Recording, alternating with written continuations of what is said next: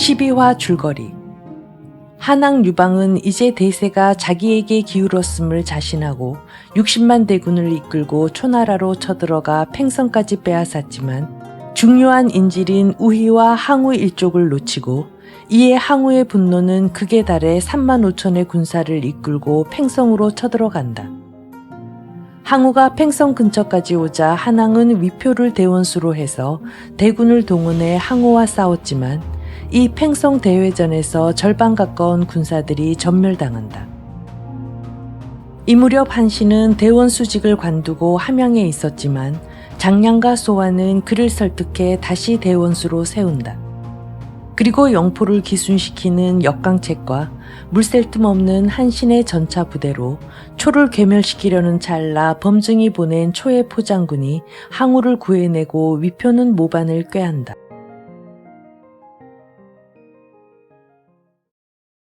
배수진.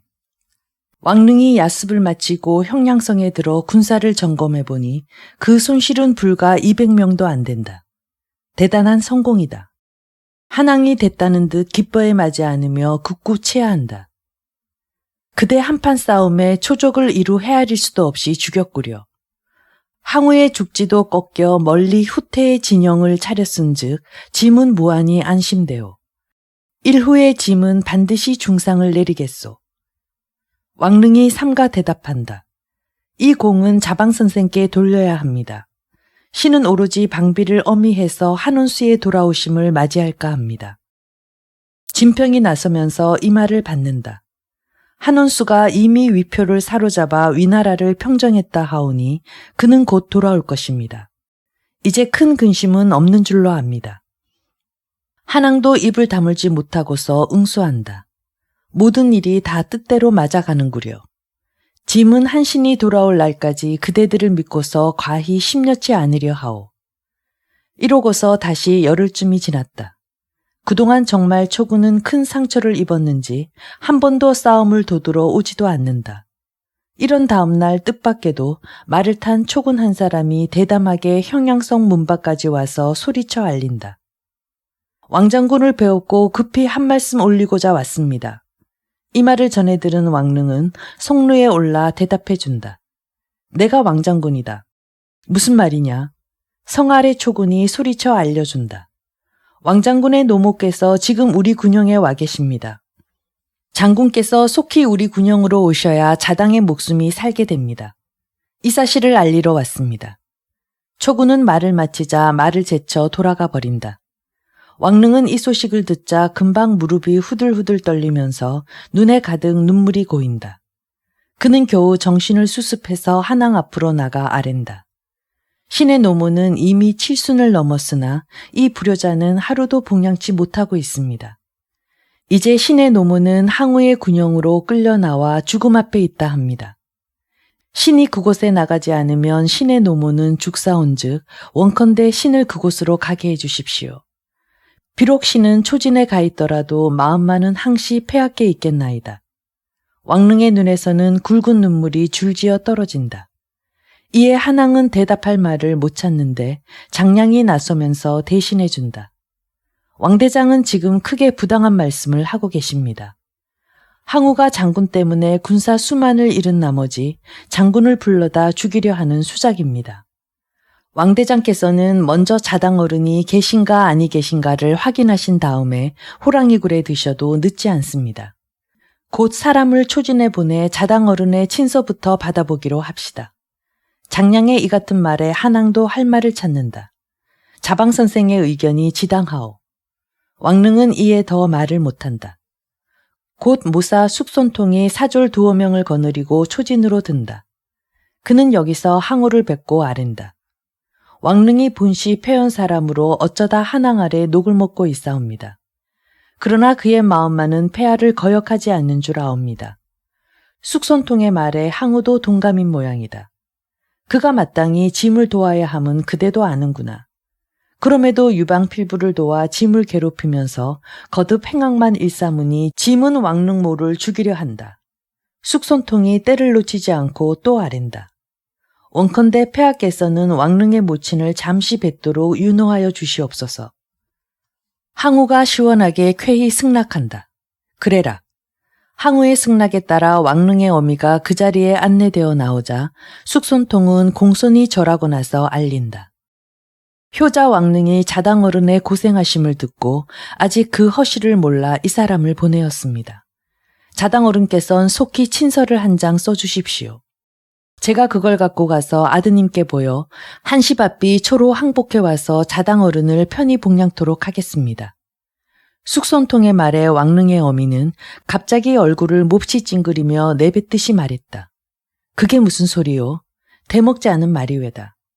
내 아들이 어찌 나 같은 다 늙은 패물로 하여 공든탑을 무너뜨린단 말이요. 그대는 속히 돌아가 내 아들에게 일을 그르치지 말라고 이르시오.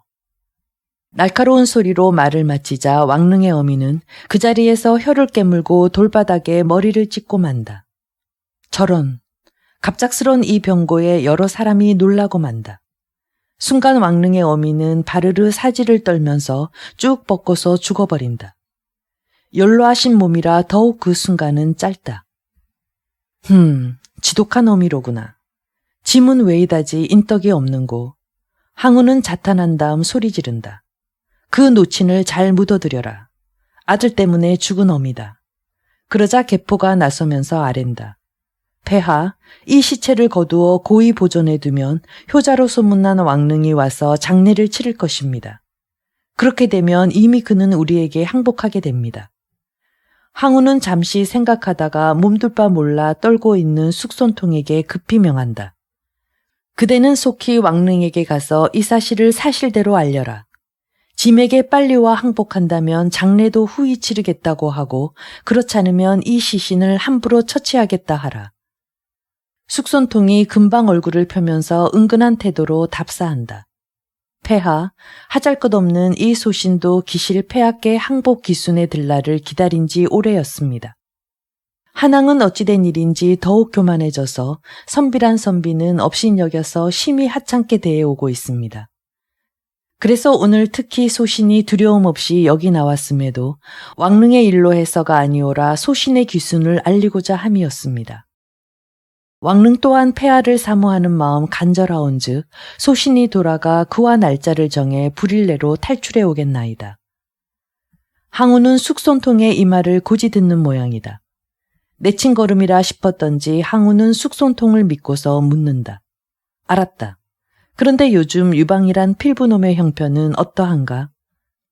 숙손통은 항우의 이 물음에 얼씨구나 하고 쐐기를 박아 넣기에 바쁘다. 함부로 항우가 쳐나오지 못하게끔 하기 위해서다. 지금 형량성 안에 군사 20만, 대장 60~70명이 있사오며 창고엔 군량이 가득해서 마음 놓고 수성만 하고 있습니다. 게다가 근일 한신이 위표를 사로잡아 그 승세를 몰고 곧장 팽성으로 쳐나가 폐하를 앞뒤에서 진퇴양난하도록 공략하기로 돼 있습니다. 폐하께선 이 점을 깊이 통찰해 주십시오. 그렇구나. 항우는 숙손통의 말을 전적으로 믿고서 고개를 끄덕인다.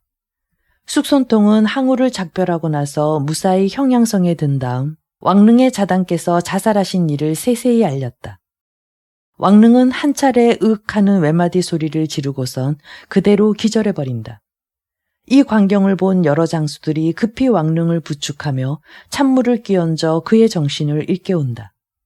한참 만에 다시 정신을 차린 왕릉은 몸을 부르르 떨며 항우를 저주한다.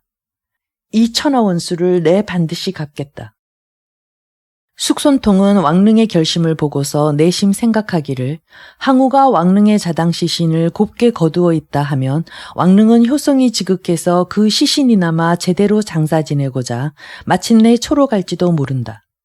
그렇다면 내 차라리 이 일만은 알리지 않으리라. 하고 끝내 왕릉모의 시신 보존에 대한 얘기는 입을 다물고 만다. 이런 며칠 사이 장량은 은밀히 진평과 더불어 상의한다.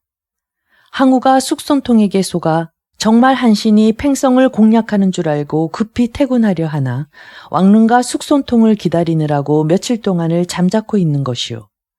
아마 오늘 내일쯤 기다려보다가 마침내 이 두 사람이 오지 않음을 보곤 숙손통의 게임에 빠진 줄 알고 전군을 동원해서 이판사판 성을 공격해 올 것이오. 진평도 고개를 끄덕인다. 틀림없이 그럴 것 같습니다.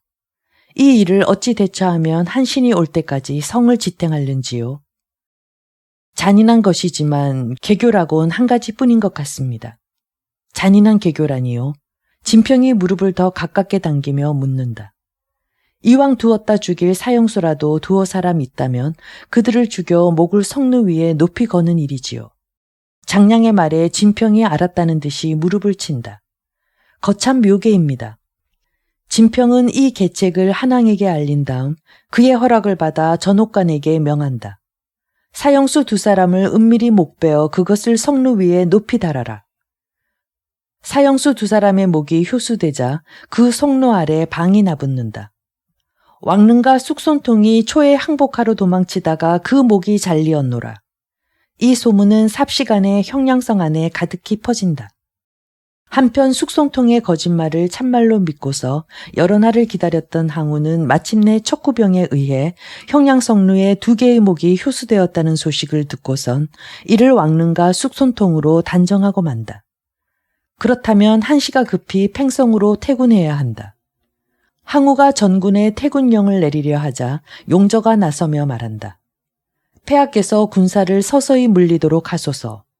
만일 퇴군을 급히 서둘다간 항군의 급추를 당하게 됩니다. 그렇겠구나. 항우는 용저의 제의를 옳게 여겨 이틀을 두고 밤을 타서 전군을 차례대로 퇴군시킨다. 초군이 퇴군하였다는 탐마의 정갈이 한왕에게도 알려지자 그는 희색이 만면에서 여러 장수에게 명한다. 과연 장자방 선생의 개교에서 벗어나지 않는구려. 우리가 이때를 두고 또 어느 때를 타리오. 장수들은 군사를 거느리고 나가 항우를 추격해서 섬멸하시오. 장량이 급히 가난다. 이번에는 추격이 불가하나이다. 신이 요량컨대 초군은 그다지 퇴군이 급하지 않아 복병을 두면서 서서히 퇴각했을 줄로 압니다. 한왕이 장량의 말이 이런지라 더 우기지 못한다. 다만 주발과 주창 두 장수에게 일군을 주어 형량성 50리 지경에 나가 진을 치고서 형량성의 외곽을 지키게만 한다. 이것은 오래 갇혔던 형량성의 성문을 열어 백성들을 마음 놓고 통행시키기 위함에서다. 며칠 뒤 팽성에서는 범증이 크게 탄식하면서 회군해온 항우에게 간하고 있다. 폐하께서는 시종 일간 장량의 계책에 기만만 당해왔습니다. 숙손통이란 자가 오랫동안 은왕을 섬겨 그의 신복지인이 된 지도 오랜 터에 어찌 왕릉을 데리고 기순해 오겠습니까? 왕릉인들 이미 그 어미가 죽었는데 원한만 크지 어찌 또 숙손통을 따라왔겠습니까? 효수된 2개의 목은 이들이 아니라 군법을 어긴 자들의 목이 올시다. 이 모두가 장량의 위계입니다. 더욱이 장량은 한신들이 어서 회군치 않아 수성의 어려움을 보고 이 짓을 한 것입니다. 한나라를 깰 좋은 천시를 놓쳤습니다. 범증의 장탄식 섞인 간언에 항우는 비로소 모든 것을 깨닫는다. 한참 동안 무견해 있던 항우가 범증에게 말한다. 아부의 말씀이 옳습니다. 나는 재차 형량으로 쳐들어가 맹세코 유방의 무리를 없애겠소. 항우는 자리를 차면서 일어선다. 안 됩니다. 지금쯤은 한신이 대군을 거느리고 돌아와 있습니다. 차라리 얘기를 가다듬으면서 다시 시기를 엿보는 것이 상책입니다. 범증이 형량성을 환히 내다보듯 강경히 만류하므로 항우도 더 이상 출진치 않고 정탐병만 그쪽으로 내보내기로 한다. 사실 이때 형량성에는 한신이 대군을 거느리고 입성해 있었다. 한왕은 큰 우왕거리였던 위나라가 평정되었고 위표가 그 권속과 함께 사로잡혀 왔는지라 거듭 위세를 부리며 위표를 대질한다. 내놈 위표야. 내가 30만 대군을 죽이면서 짐을 사경에 넣었어도 내 원래가 일국의 왕이었기에 평양에 가 있도록 하였다. 내 허물은 천하에 둘도 없이 크거늘 이제 또 역천지 대제의 모반을 했으니 살려둘 수가 없다. 위표는 머리가 땅에 푹 닿도록 숙이고만 있다. 그의 등 뒤에 꿇어앉아 있던 8순이 넘는 그의 노모가 울면서 나와 애원한다. 대왕님, 내 아들 위표의 죄는 죽어 마땅한 일이오나 부디 가련히 여기시와 한 목숨 살려주시어 선왕의 제사나 받들게 해주십시오. 그저 자식이라곤 이것 하나뿐이온데 이제 이 자식을 죽이시면 위나라의 후예는 맥이 끊어집니다. 굽어 살펴주소서. 한왕은 위표의 노무말을 듣고 문득 항우가 의제를 죽여 초나라의 왕맥을 끄는 전례를 깨닫고서 그를 죽일 마음을 지운다. 그래서 넌지시 꾸짖기만 하면서 위표를 살려보낸다. 너는 사내로서 도리어 내 어미만 못하구나. 내 노모의 낯을 보아 내 목숨만은 살려보내마.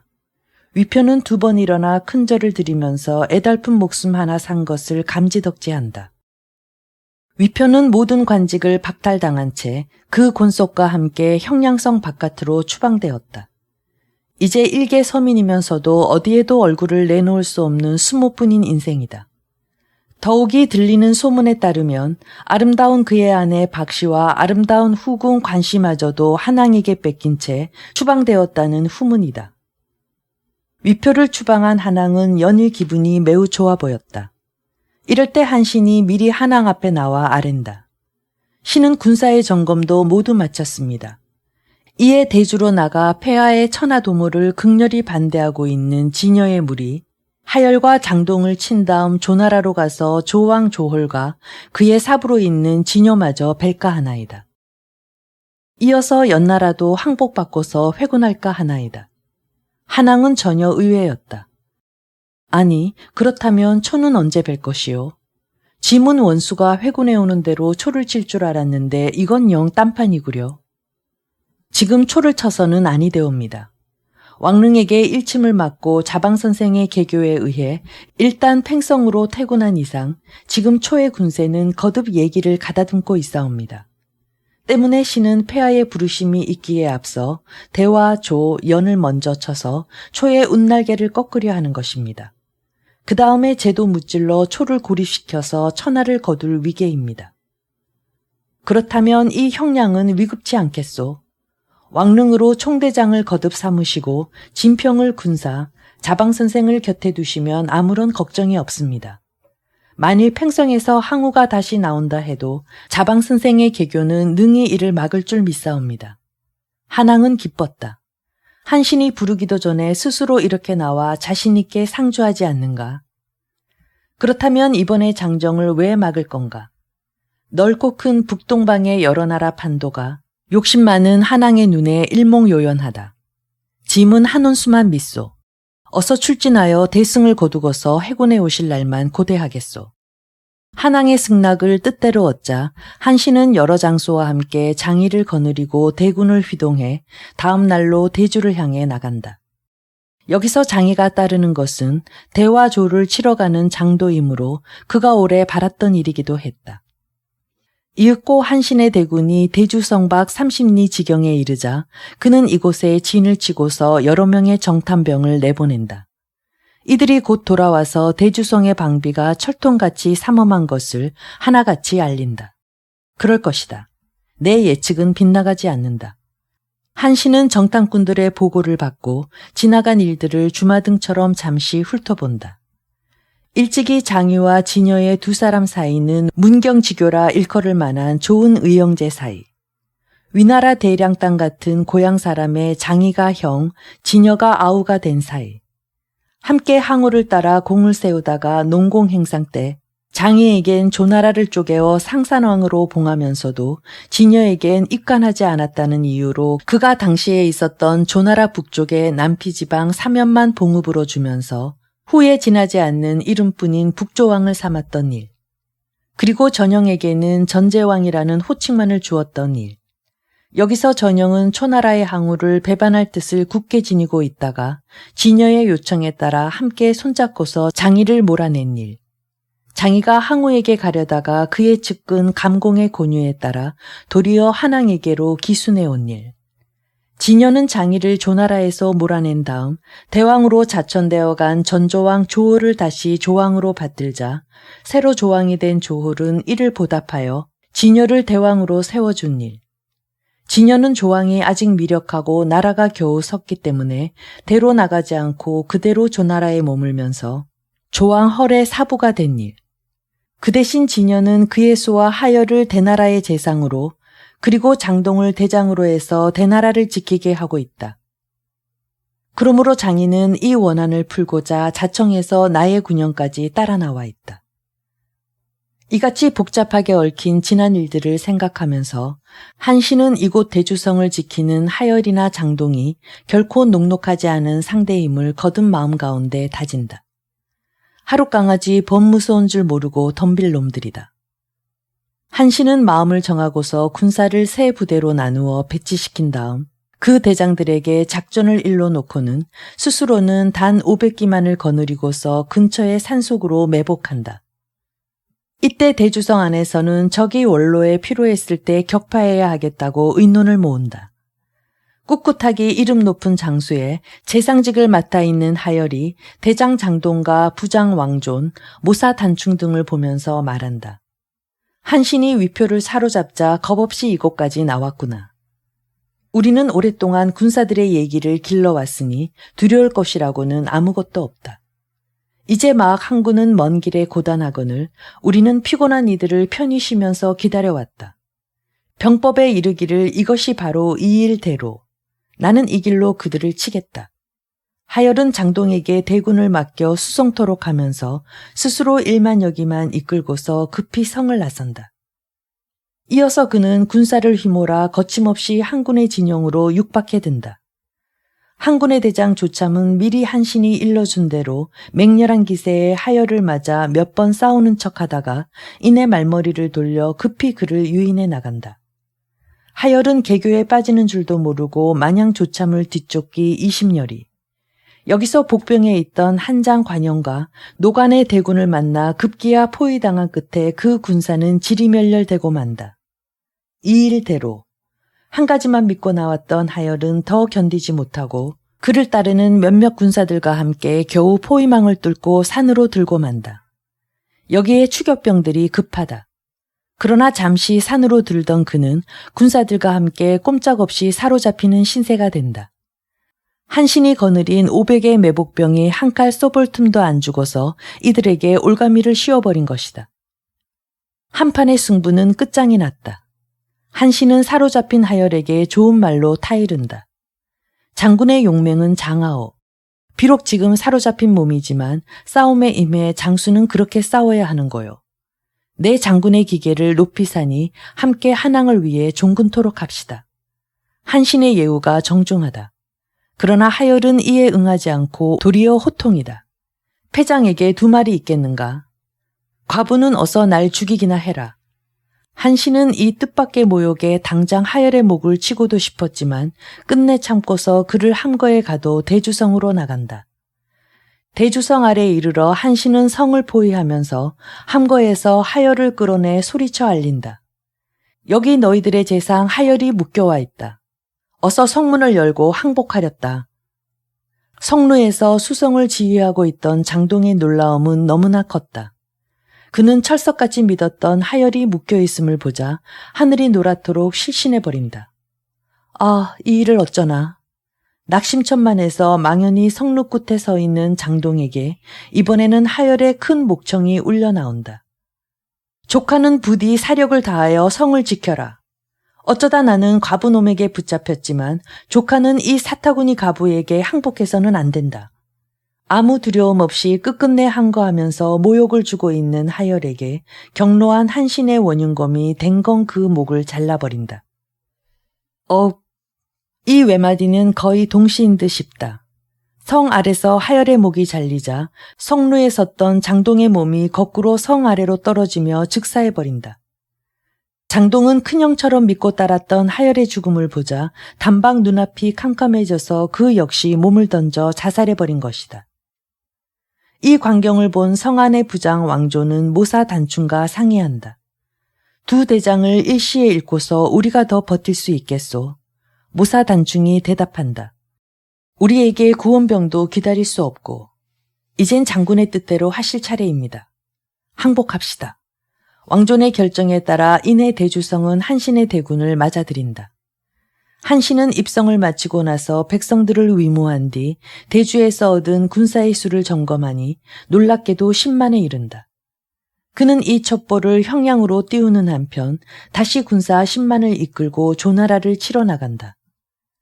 조나라의 새로운 도읍 정영의 험지 30리 접경에 이른 한씨는 여기서 일단 대군을 둔영시킨 다음 장의를 불러 상의한다. 조나라의 모사 광무군 이자거는 지극히 기묘한 개교를 잘 쓰는 사람이라고 들었소. 과연 그러하오? 한씨는 장의에게 이렇게 묻는다. 이것은 두말할 나이도 없이 이곳의 상산왕으로 있었던 장의가 조왕 조홀과 함께 있는 진여에게 패배해 그 원한이 사무쳐 있음을 알고 묻는 말이었다. 그러니 장의는 누구보다도 이 나라의 사정에 박다. 이자거는 빼어난 모사입니다. 하지만 조왕에게는 사부라는 이름으로 진여가 더 가까이 붙어 있습니다. 본시 진여는 용병하는데 서투르면서도 매사 이자거를 질시하여 그의 기계를 억누르면서 경원시하고 있습니다.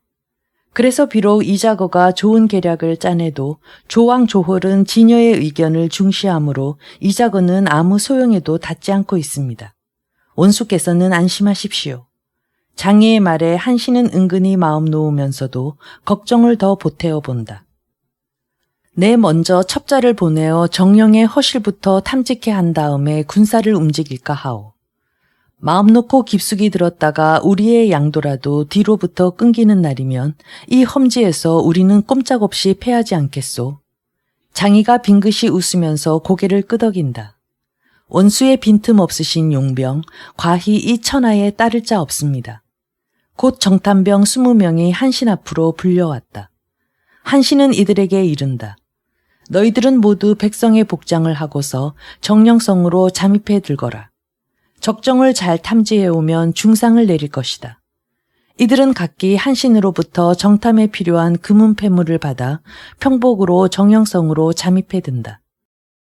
여기서 이들은 어려움 없이 적정을 알아내 이를 속속 한신에게 보고하였다.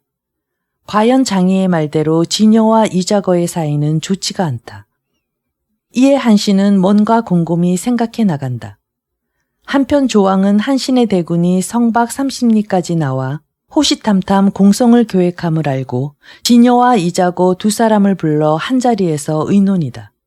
먼저 이자거에게 계책을 말하도록 한다. 이자거는 거침없이 대답한다. 신이 요량컨대 한신이 위표를 사로잡고 하여를 파한 뒤 그 여세를 몰아 쳐들어왔으므로 사기가 바야흐로 왕성합니다. 여기에 틀림없이 장의마저 따라 나왔은즉 이들을 정면으로 대항하기에는 심히 어려울 줄 믿습니다. 그러나 여기에 단 한 가지, 항구는 그 군량을 천리방 먼 곳에서 운송해 오므로 이들에게는 그 양도가 큰 걱정입니다.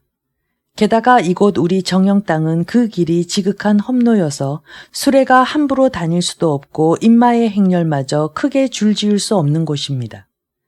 때문에 항구는 반드시 군량을 후진해 두고 있을 터이오니 신에게 3만기를 맡겨주신다면 소로로 뒤돌아가 이들의 양도를 끊겠나이다. 대왕은 다만 성 아래 도랑을 깊이 파서 굳게 성을 지키기만 하신다면 한신은 진퇴유곡에 빠져 불과 열흘 안에 사로잡을 수 있겠나이다. 깊이 통찰하시와 신의 말대로 시행해 주십시오. 이자거의 도도한 안목에 진여가 얼굴을 붉히며 반발한다. 그렇지 않습니다. 한신이 지금 서하를 건너서 위표를 사로잡고 대주를 쳐서 하여를 죽인 뒤 곧바로 이곳까지 나왔소이다. 그런 고로 기운이 지칠 대로 지친 장병을 거느리고 나와 한동안 힘을 기르기 위해 정령구에만 둔영한 채 그대로 있는 것입니다. 그래서 우리가 바삐칠까봐 한신은 불과 몇만 군사에 지나지 않으면서도 그 군사를 10만이라고 소문내고 있습니다. 여기에 우리는 오랫동안 정병을 조련시켜서 그 군세가 10만을 헤아리고도 남아 있습니다. 병법에서 일컫기도 군사의 수 적군보다 10배가 많으면 포위하라 했고 2배가 되면 싸우라 했지 않았습니까? 만일 우리가 성문을 닫고서 앉아만 있는다면 이는 천하제후들의 웃음거리가 될 것입니다. 그러하오니 대왕께선 대군을 거느리고 급히 나가셔서 한신의 방비 약한 틈을 타 대승하셔야 합니다. 강무군의 계책은 쓰지 마십시오. 진여의 의견이 이자거와는 반대인지라 조왕 조홀은 언제나처럼 진여의 의견에 따르기로 하고 군사의 진발을 서두른다. 이럴 동안에도 한신은 쉬지 않고 꾸준히 첩자들을 풀어 계속 정영성 안의 동향을 탐지한다. 이래서 마침내 조홀이 강무군 이자거의 계책을 버리고 성안군 진여의 계책에 따르기로 했음을 알아내 그는 크게 기뻐하면서 과감히 군사들을 배치한다. 한신은 먼저 비장 몇 명에게 가볍게 무장한 경기병 2,000명을 딸리면서 이들에게 모두 한 장씩의 붉은 한기를 간직하게 하고서 명한다. 너희들은 자정이 되거든 소록길로 나가 산속 깊이 매복해 있다가 조의 대군이 모두 나오는 것 같거든 급히 성으로 쳐들어가 성을 빼앗고 성로 위에 가득히 우리 한기를 꽂아두거라. 조나라 군사들은 우리가 거짓 패주하는 것을 보면 반드시 성을 비우고서 우리를 뒤쫓을 것이다. 한신은 이들에게 식사를 시키고 나서 주먹밥을 안겨주면서 다시 말한다. 조나라를 뺏은 다음에 우리 다 함께 실컷 먹기로 하자. 밤이 깊어 고요한 자정이 되자 이들 경계병들은 조용한 소록길로 나아간다. 한신은 이어 밤이 밝기를 기다리면서 여러 장수들에게 말한다. 조군들은 우리 대장의 깃발과 북을 보기 전에는 우리의 선봉 부대를 치려하지 않을 것이요. 그들은 우리를 몽땅 쳐 이길 수 있다고 믿기 때문에 우리의 선봉부터 치다가 주군을 놓칠까 해서 우리 한군의 대장 깃발과 북만 바라보면서 나올 거요.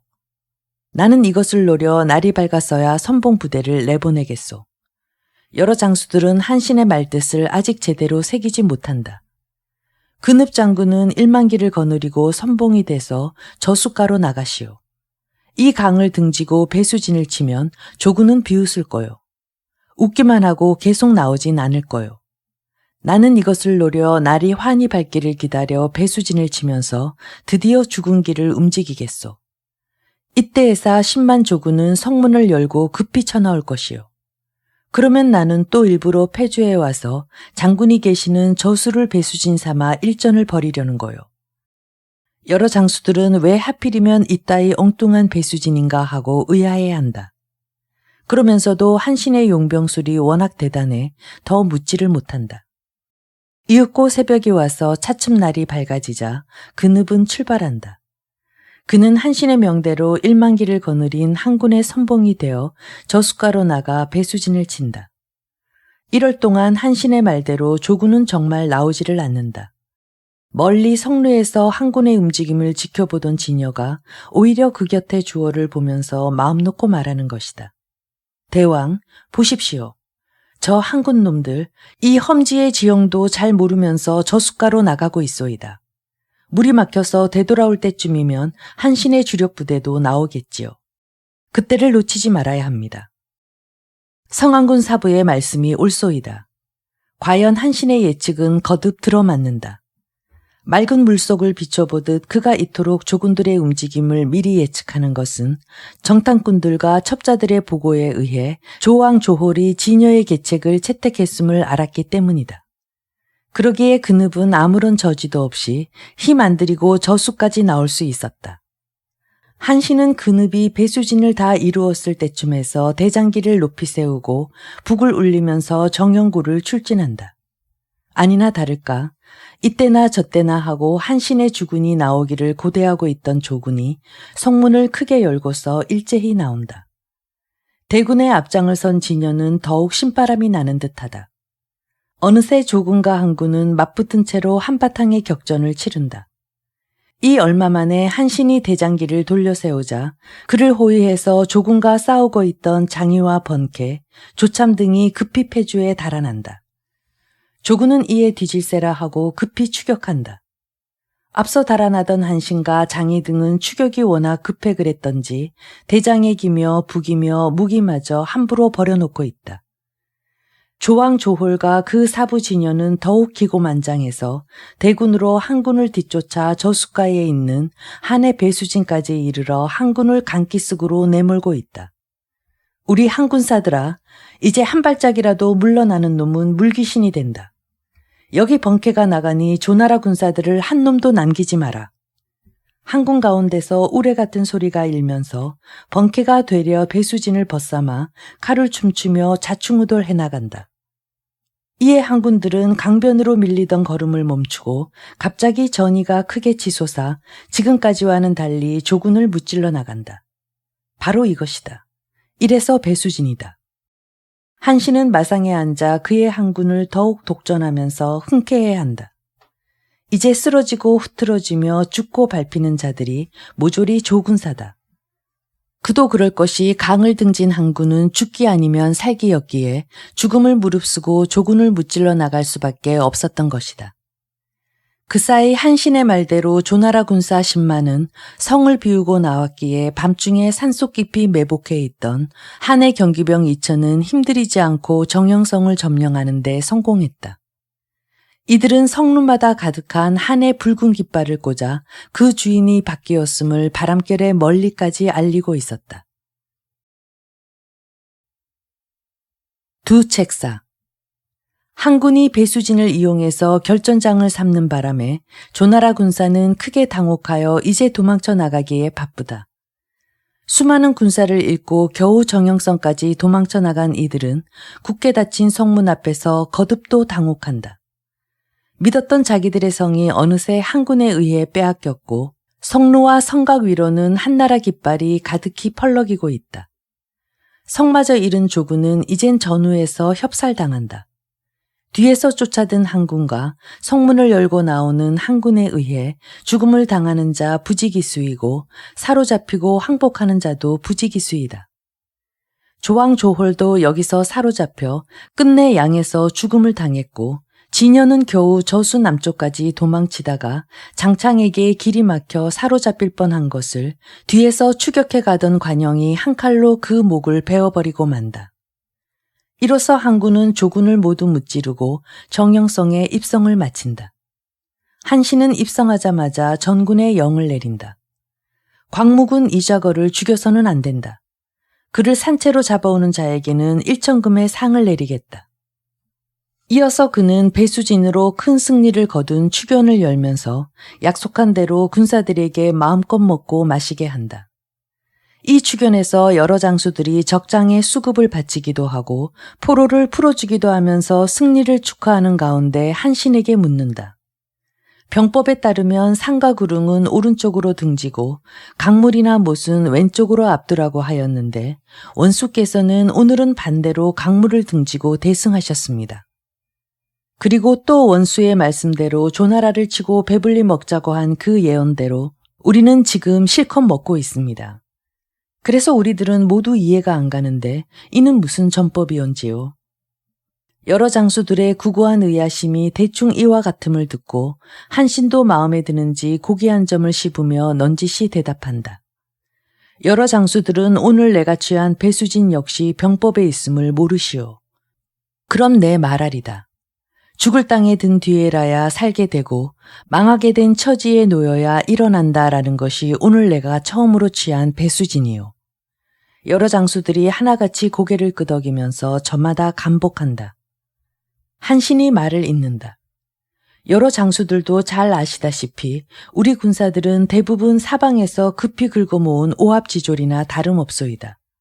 그리고 많이 지쳤소이다. 여기에 비하면 조나라의 10만 대병은 잘 훈련된 정병인데다 힘이 넘치고 있어.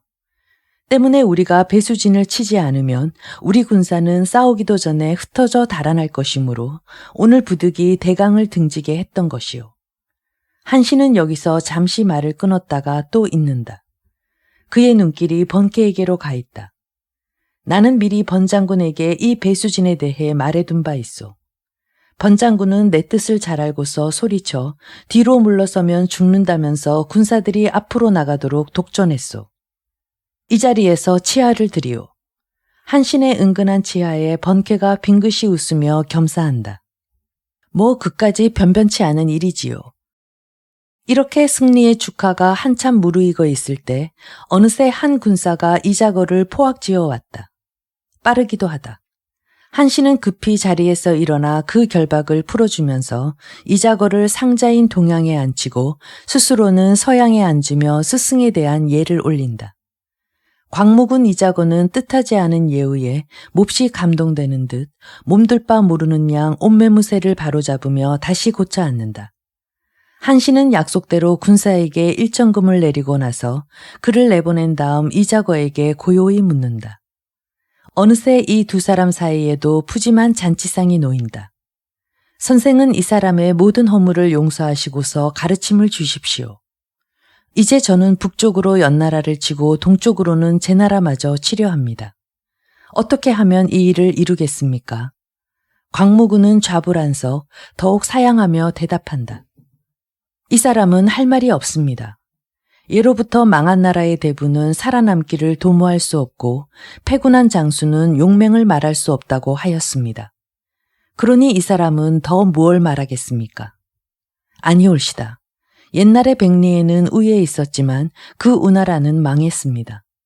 그가 진나라에 갔을 때는 마침내 진나라의 폐업을 일으켰습니다. 이는 백리에가 우나라에 있을 땐 어리석었고 진나라에 가서야 현명해졌던 건 아니올시다. 곧 그를 신임에 쓰고 안 쓴 것과 그의 말을 듣고 안 듣는 것과의 차이였습니다.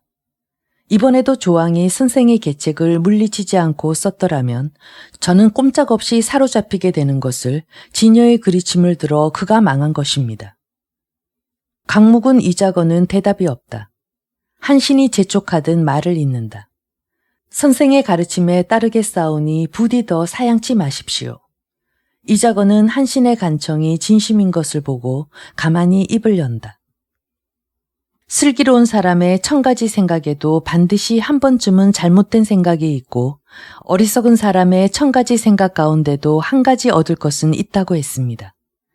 그래서 어질고 슬기로운 사람은 미친 사람의 말 가운데서도 이를 골라 갖는다 했던가요? 그런 뜻에서 이 사람은 한 말씀 드리지요. 한신이 얼굴을 밝히며 이자거에게 몸을 가까이 한다. 이 사람의 생각이 반드시 쓸만한 것이 될지는 알 수 없으나 그저 들어주십시오. 대체로 성안군 진여에게도 100번 싸워 100번을 다 이기는 계책이 있기는 했으나 한 번의 잘못된 생각으로 그는 저수 남쪽에서 죽고 오늘 이 자리엔 한군이 들어와 있사옵니다. 지금 장군께서는 숭숭장구하셔서 다시 영가제를 치시겠다고 말씀하셨습니다.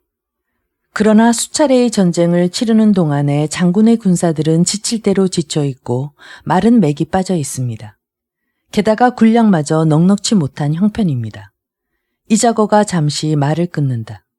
한신이 때를 놓치지 않고 대답한다. 과연 그렇습니다. 한신은 술잔을 들어 이자거에게 드린다. 이자거는 술잔을 받아 비운 다음 이를 다시 한신에게 한 잔 권하고 나서 말을 잇는다. 이제 장군께서 지치고 시달려서 힘 빠진 군마를 이끌고 멀리 연나라로 나가보십시오. 굳센 연나라의 성 아래서 나날을 보내는 사이 군사와 말은 더욱 시달려 싸울 마음을 잊고 양식은 떨어져 굶주리게 될 것입니다. 그 사이 제 나라는 제 나라대로 국경의 방비를 어미하면서 군사를 더욱 정비할 것입니다. 곧 연과 제가 서로 버티면서 끝내 항복치 않게 되면 초나라와 한나라는 이전 투구의 싸움을 거듭 더해갈 뿐입니다. 이렇게 되면 장군께선 조급해지고 세월이 갈수록 불리해지기 마련입니다. 장군같이 군사를 잘 쓰는 분은 이쪽에 불리한 것으로서 상대방의 유리한 점을 치려하지 않으며 이쪽에 유리한 것으로서 상대방의 불리한 것을 칠 줄로 압니다. 지당하신 말씀입니다. 그러면 어떤 방법을 쓰는 게 좋겠습니까? 지금 이 마당에 있어 장군을 위해 생각한다면 싸움을 중지해서 군사들을 쉬게 해야 합니다. 이곳 조나라 백성들을 안무하며 전사자의 유족들을 돌봐줘야 합니다. 그래서 인심을 새로 얻으며 100리 안에서 군량이 넉넉하게 들어오도록 해야 합니다. 그 사이에 이쪽에 유리한 점을 연나라에 띄우게 되면 연나라는 마침내 복종해 오게 될 것입니다. 연이 복종해 오면 다시 제 나라로 이쪽에 유리한 점을 분명히 밝혀보냅니다. 제 나라도 이때면 반드시 대세에 이끌려 복종해 올 것입니다. 이렇게 되면 천하의 큰일은 모두가 그 뒤를 따라오게 마련입니다. 이것이 군사를 무리하게 쓰지 않으면서 그 군사의 허세를 먼저 보이고 싸움은 뒤로 미루면서 이기는 으뜸가는 병법이기도 합니다. 한신은 절로 고개가 숙여진다. 그에게도 때론 스승은 있는 것이다. 선생의 말씀 진실로 고론이십니다. 가르치심대로 따르겠습니다. 한신은 이좌거에게 거듭 배사하고 나서 좌우의 망료를 불러 그를 군사의 진배 없이 받들도록 이른다. 이어 한신은 수하를 불러 한 통의 서간을 써맡기면서 연항 장도의 귀순을 권유해 오도록 그 사절로 내보낸다. 수하가 떠나자 한신은 홀로 되뇌인다. 내가 왜 미처 생각지 못했던가. 싸우지 않고서도 적을 굴복시키는 부전이굴인지 병계를 내가 그동안 적을 맞아 싸워 이기는 데만 너무 승하게 매여왔구나. 강무근이 아니었던들 하마터면 잊을 뻔했다. 한신은 제이말을 치기까지 한다. 이 무렵 연항 장도는 한신이 대화조를 잇따라 격파해서 그 기세가 더욱 왕성하다는 소식을 듣곤 저기 걱정이 컸다. 이리 오려는가? 연항은 이제나 저제나 하고 한신의 대군이 침공해 올 것을 대비하여 하루도 쉼없이 군사를 조련케 하면서 매일같이 신하들과 한자리에 앉아 그 대비책을 모색하고 있었다. 이에 뜻밖에도 한신의 사자 수하가 왔다고 한다. 연항 장도는 수하를 맞기에 앞서 그가 가장 신이 많은 책사 괴철을 불러 윗놈부터 해본다. 괴철은 제나라 태생으로 그 지모가 여간 깊지 않다. 한신의 사자로 수하라는 사람이 와서 날 만나려는데 이건 대체 무슨 일일 것 같소? 괴철이 단박 대답한다. 그건 만나시면 알 일이지만 대왕을 한항에게로 기순시키기 위함입니다. 지금 한신은 위세를 거듭해서 떨치고 있사오나 그동안 접전을 계속했으므로 많이 지쳐 있을 것이 틀림없습니다. 그래서 싸우지 않고 이기는 병법으로 수하를 이리로 내보낸 것입니다. 대왕께서는 이자에게 이렇다 저렇다 아무 말씀 마시옵고 신에게 그 수하라는 사신을 딸려 되돌아가도록 해주십시오. 신이 알아서 임기응변, 나라의 앞일을 재어보고 오겠습니다. 그렇다면 지금도 한신이 군사를 움직이지 않고 조나라의 정령에 마냥 있을는지 틀림없습니다. 한신은 그의 군사를 쉬게 하면서 한편으로는 조련시키고 있사옵니다. 어서 그의 사자를 불러보십시오. 연항은 괴천의 말을 듣고 이내 수하를 부른다. 수하는 예를 마치고서 한신의 서간을 바치고 연항은 이를 펼쳐든다.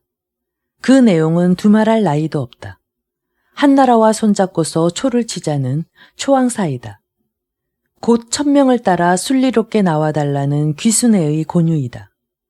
연항 장도는 그 내용을 괴철을 통해 미리 짐작했었지만 막상 서간을 읽고 나니 괘씸하다. 일찍이 그는 항량을 따르면서 항우 아래서 공을 세운 장수이다. 그랬기에 지금은 연항으로 봉해져서 초를 향해 천하를 받드는 일국의 왕으로 있다. 하지만 그는 괴철의 말도 잊고 해서 노기를 감추며 좋게 묻는다. 한항이 수수에서 패군하여 이제 겨우 형량성에 몸을 의탁하고 있는 터에 초패왕은 어디 두고서 1000명이 어쩌고 순리가 어쩌니 하는 거요. 수하가 조심스럽게 천천히 대답한다. 비록 한항이 팽성대전에서 패했다고는 하오나 돌연 강풍이 일면서 황사로 추격을 막게 하면서 흰 빛을 튀어 살길을 열어 천우신조하셨으니 이것이 1000명이 아니었던들 어찌 상상이나 되는 일이오이까. 그래서 옛부터도 1000명은 100명이 돕는다 하였습니다. 또 이제 형량을 지켜 사방으로 제후를 모으면서 천하를 승복시킴은 신무와 예지로움이 아니고서야 어찌 이룬다 하겠습니까? 이것으로만 미루어 봐도 한항에게는 1000명이 언제나 따르면서 문무겸전의 성덕이 이를 뒷받침해서 크게 빛나고 있는 중이올시다. 여기에 또 천하지모 장량과 천하명장 한신이 있고 그 등 뒤에 소하가 있습니다.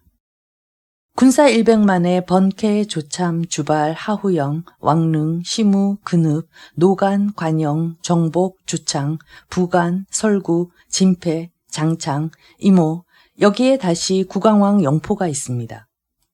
다시 또 진평과 장이, 여기기와 육가 등 문무제신이 구름같이 운집해 있습니다.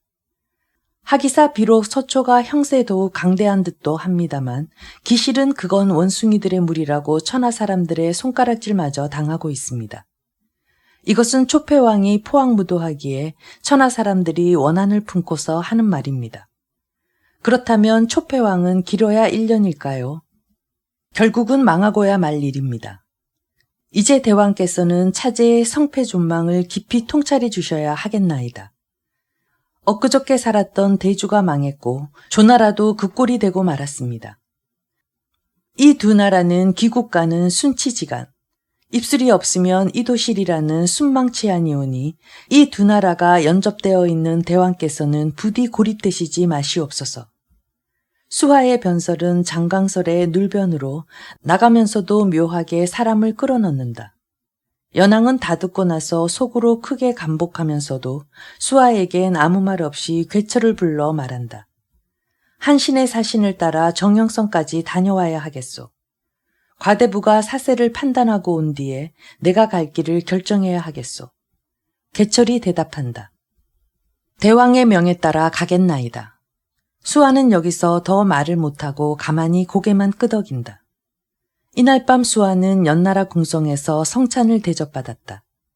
다음 날은 괴철과 함께 동행이 되어 정영성으로 향한다. 그 며칠 뒤 한신은 수하가 천하 으뜸 간다는 책사 괴철을 동행해 온 것을 보고 몹시 기뻐한다. 연도 이제 한나라에 귀속되었구나. 괴철은 수하의 안내를 받으며 한신의 군문 안으로 드니 정기는 해를 가리는 듯하고 군사들은 다투어 정예를 자랑하며 도열해 있다. 그는 마음속으로 한신의 용의주도함을 감탄한다. 이 군사의 도열 속을 몇 걸음 더 옮기니 저만치서 여러 무장들을 거느린 한신이 정중한 몸가짐으로 괴철을 맞이하러 나온다. 그러나 괴철이 수인사도 마치기에 앞서 의외롭게도 한신이 날카롭게 말한다. 처음 만난 자리에서 이런 법도 있는가? 선생이 여기 오심은 이 사람을 이해로써 달래어 연나라를 침공치 못하게 하시려는 심산이 아니시오. 하지만 연왕이 한시 앞이 항복해 오지 않는다면 내 어찌 싸우기를 사양하리오.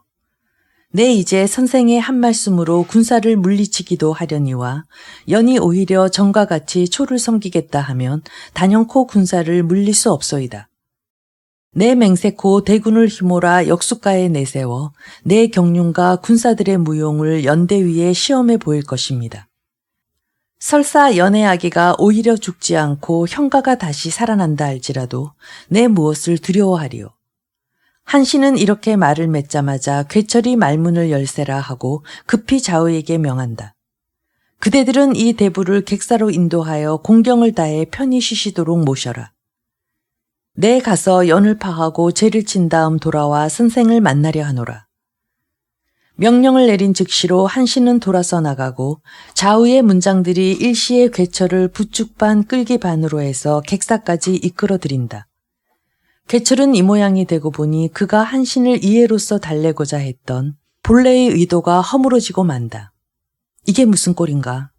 참 괴이한 일도 많다. 괴철은 거의 연금되다시피 해서 우라통 터지는 하루를 보내었다. 그런데 뜻밖에도 광무군 이자거가 찾아왔다. 그는 워낙 반가워서 호소다. 연과 조는 순치지간인데 조왕이 선생의 계책을 안 들어서 이제 우리 연나라도 위태롭게 돼 있습니다. 그래서 이 사람이 이곳까지 나왔는데 한신은 사람을 대하기가 이 모양이니 참으로 애통할 노릇입니다. 이자거가 조용히 대답한다. 대부께선 너무 상심치 마십시오. 이곳까지 참으로 잘 나오셨습니다. 그렇잖아도 이 사람은 한왕에게 기순하고 나서 대부를 찾아 길을 나설까 하던 참이었습니다. 다만 내 아직 주변이 정돈되지 않아 머뭇거리고 있던 참에 대부께서 여기 계신단 말씀을 듣고 뵈러 온 것입니다. 그럼 선생께선 지금의 천하 형세를 어떻게 보십니까? 괴철의 물음에 이자거가 목에 침부터 삼킨다. 어디까지나 책사와 책사 사이의 문답이기 때문이다. 그것도 천하 으뜸가기를 서로가 다툰다는 두 책사의 만남이어서 이자거는 말 가운데 한마디 실언이라도 있어선 안 되었기에 마음을 가다듬고서 나직하고 조용히 대답한다. 이제 거의 천하의 형국이 판가름 나는 것 같습니다. 그래서 순천자는 흥하고 역천자는 망한다는 자고로부터의 순리를 따라야 할 때라고 봅니다. 천하의 민심도 초를 역천자로 내몰고 한을 순천자로 받아들여 이젠 창과 방패에 크게 염증을 느끼고 있습니다. 그래서 초패왕을 도우는 쪽을 주를 도와 악을 행하는 비련 비중으로 보고 있습니다. 이에 대부께선 초패왕과 한왕을 비교해 과연 어느 쪽이 진정한 천하의 임금될 자로 생각하십니까? 괴철은 잠시 망설이던 끝에 아무래도 한항 쪽이 진명을 더 오래 지탱할 것 같소이다 하고 대답해버린다. 이자건은 이제 묻는 사람이 되고 도리어 괴철이 답하는 사람이 되고 만다. 그럼 한항 쪽의 장량, 한신, 소하, 진평, 번쾌와 초표항 쪽의 범증, 용저, 개포, 종림회 등을 서로 비한다면 어느 쪽이 더 우수하겠습니까? 한항 쪽이 더 낫습니다. 그렇다면 한나라가 흥할 것은 자명한 일입니다. 천하인심도 그렇고 인물마저 그렇거늘 대부께서는 무엇 때문에 망하는 쪽에 연연해 하십니까? 이미 천명을 내다보시면은 대부께서도 한마음이시거늘 무엇을 더 망설이십니까? 괴철은 한동안 말이 없다가 한참 만에 입을 연다. 내가 한원수의 동정을 살피면서 좋은 말로 달래러 왔다가 뜻하지 않게 선생을 만났구려. 이제 마음을 정했으니 한원수를 만나 양국의 수호를 맺어야겠습니다. 이로써 나도 한신의 휘하에 들어 웅도를 도우기 소원이오니 선생은 이 뜻을 한원수에게 전해주십시오. 소위 현자와 현자, 지자와 지자 사이의 문답은 간결한 조리로 끝나면서 깨우침도 빠르다. 한신의 요청에 따라 괴철을 납득시킨 이좌건은 그 길로 괴철을 동반해서 한신을 만난다. 한신이 그 전날의 무례를 빌면서 지극한 예를 다하자 괴철이 말한다. 천하창생을 한시 앞이 도탄 속에서 구하기 위해 우리 연나라도 장군의 휘하에 들기로 작심하였습니다. 한신이 절하면서 답한다. 대부께서는 과연 천하의 책사다운 판단을 하셨습니다. 어서 연왕에게 권하시어 내항해 주시옵고 대부께서는 이 사람에게 모무시와 저를 도와주시기 바랍니다. 생강이로소이다. 괴철은 다음 날로 연왕에게로 돌아간다. 그는 스스로 초항 가운데 하나를 택일토록 위임받았기 때문에 초항의 예로 한장 번쾌와 조참이 거느린 일만기와 함께 연경계로 든다. 연왕 장도는 괴철이 혼자 오지 않고 한군들과 더불어 온다 하므로 이미 연이 한에 기순해야 할 것을 깨닫고 괴철을 반긴다. 이어서 그는 괴철의 보고를 낱낱이 다 듣고 나서 한마디로 승낙한다. 대부의 판단은 만전지책입니다. 내 뭘 더 머뭇거리겠소. 연왕은 성문을 열게 해서 즉시 한군을 성 안에 들이고 이어서 한장을 비롯한 한나라 군사들에게 크게 연회를 베풀어서 이들의 노동마저 풀어준다. 그 이틀 뒤 연왕은 괴철과 함께 친위대 100여 명을 이끌고 한군들과 함께 조성으로 나가 한신에게 항복을 드린다. 내 일찍부터 원수의 위덕을 사모하여 조속히 항복하자 먼저 괴대부를 보내었던 바 원수께서 허락하여 주시니 이보다 더 다행한 일이 없습니다. 바라건대 한항께 주달해 주시와 우리 연나라를 길이 휘하에 있도록 해주십시오. 한신은 기뻐서 대답한다. 현명하신 왕의 뜻 길이 금석에 아로새겨 한 가지로 공전공연토록 하겠습니다. 이로써 마침내 연나라마저 한항의 휘하에 들게 되었다. 한신은 연왕으로부터 항표를 받아 이를 즉시 형량으로 보내는 한편 군중에 큰 잔치를 베풀어 마음껏 연왕을 환대하였다. 이로부터 괴철은 한신의 책사가 되어 그 휘하에 머물렀다. 이자거와 괴철, 이 두 책사를 한팔에 움직인 한신은 무한히 기뻤다. 방간계. 천하 형세가 나날이 바뀌어 가고 있는 세상. 한신이 다시 나서서 형양의 넓은 벌에서 항우를 한 차례 크게 꺾고 나서 잇따라 생각지도 않은 북벌을 감행해서 대와 조에 이어 연마저도 그 수하에 넣고 있다.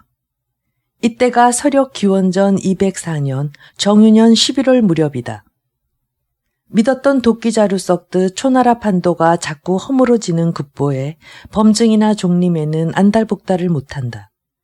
마침내 이 두 사람은 의논을 모으고서 초패왕에게 출전할 것을 독려한다. 근일 한신이 위표를 잡아 팽성에 들른 다음 이어서 또 출진해 대와 조 연나라마저도 그 수중에 넣었다 합니다. 우리가 군사를 조련시키는 동안 한항은 형량성에 가만히 앉은 채로 거듭 천하를 거두어들이는 형국입니다. 이대로 둔다면 화군은 더욱 굳어져 좀처럼 수습하기 곤란토록 되어 있습니다. 원컨대 폐하께서는 속히 이들을 징벌하소서. 항우 역시 이러한 사실은 이미 알고 있다. 그의 표정이 오늘따라 매우 어둡다. 짐이 너무 오랫동안 잠자코 있었소. 내 이제 열흘 안으로 출전하겠소. 항우는 두 사람이 물러가자 이내 우추마를 타고서 일일이 각 군용을 돌며 군사들을 점검한다. 그로서는 이번의 출전이 여느 때와는 다른 것 같아. 가슴 깊이 맺힌 응어리를 확 풀어버리려는 듯 급히 서두르지 않는 대신 지극히 차분하다. 이런 점은 항우에게서 좀처럼 보기 어려운 일이다. 이에 비해 각 군영의 군사들의 움직임은 몹시 부산하다. 항우가 오랜 잠에서 깬 듯이 하자 군사들도 깊은 겨울잠에서 깬 듯이 해서 활기가 넘치고 있다. 이래서 팽성의 곳곳마다가 마치 기지개를 켜듯이 웅성거리고 있다. 이 정중동의 움직임은 재빨리 형양성의 한항에게로 전달되었다. 한항은 한신이 대로 떠난 뒤로 줄곧 첩자들을 팽성으로 놓아 그 움직임을 정탐해왔던 터였다. 그것이 바야흐로 지금 출렁대고 있다고 한다. 한항은 장량과 진평을 한자리에 불러 이를 상의한다. 드디어 항우가 잠을 깨었소. 한신이 거듭 북동방 세 나라를 얻고서 제로 나가려는 소식을 안 모양이요. 게다가 한동안 이곳에 와 있던 국왕의 영포가 다시 되돌아간 것마저 아는 모양이요. 짐의 큰 걱정이 또 시작되었소이다. 진평이 대답한다. 하기사 항왕이야 능히 움직이고도 남을 때입니다. 오히려 그 때가 늦은 셈입니다. 한항도 진평의 말에 고개를 끄덕이고 나서 말을 잇는다. 그러니 이번에는 어떡하면 좋소? 성중이 텅 빈거나 다름없음에 이제 항우는 좀처럼 꾀를 써서는 지난번처럼 속지 않을 것이요. 죽자사자하고 물러가지 않을 것이요. 한항은 그의 시선을 장량에게로 더 모은다. 역시 진평보다야 월등히 그 술수가 높기 때문이다. 그러나 진평에게는 진평대로 장량이 못 갖추고 있는 잔꾀, 간교한 꾀가 있다. 장량이 잠시 대답을 못하고 있는데 뜻밖에도 진평이 태연한 목소리로 대답해온다. 폐하께서는 이번에도 아무런 근심을 마소서. 신에게 한 계교가 있어 저들 군신 간에 이간질을 시켜 늙은 여우 범증을 죽이겠습니다. 한왕의 귀가 대뜸 솔깃해진다. 아니, 그 범증을 없애겠다고? 예, 그렇습니다. 진평이 깐질거리며 몸을 뒤튼다. 장량도 어안이 벙벙한지 이러한 진평만 바라보고 있다. 신은 그동안 줄곧 생각해왔습니다. 한신이 없는 사이 항우가 쳐들어오면 어쩌나 하고 마침내 신은 저들 군신 간의 사이를 의심케 해서 범증이나 종림회 같은 항우의 신복지장을 항우로부터 멀리 빼돌릴 방관계를 생각해낸 것입니다. 그래, 그 방관계가 뭐요? 한항이 기대를 모으며 다그친다. 항우가 매양 신임하고 있는 고갱지신이란 범증을 우두머리로 한 종림회, 용저, 개포, 주은 등 몇 명에 불과합니다.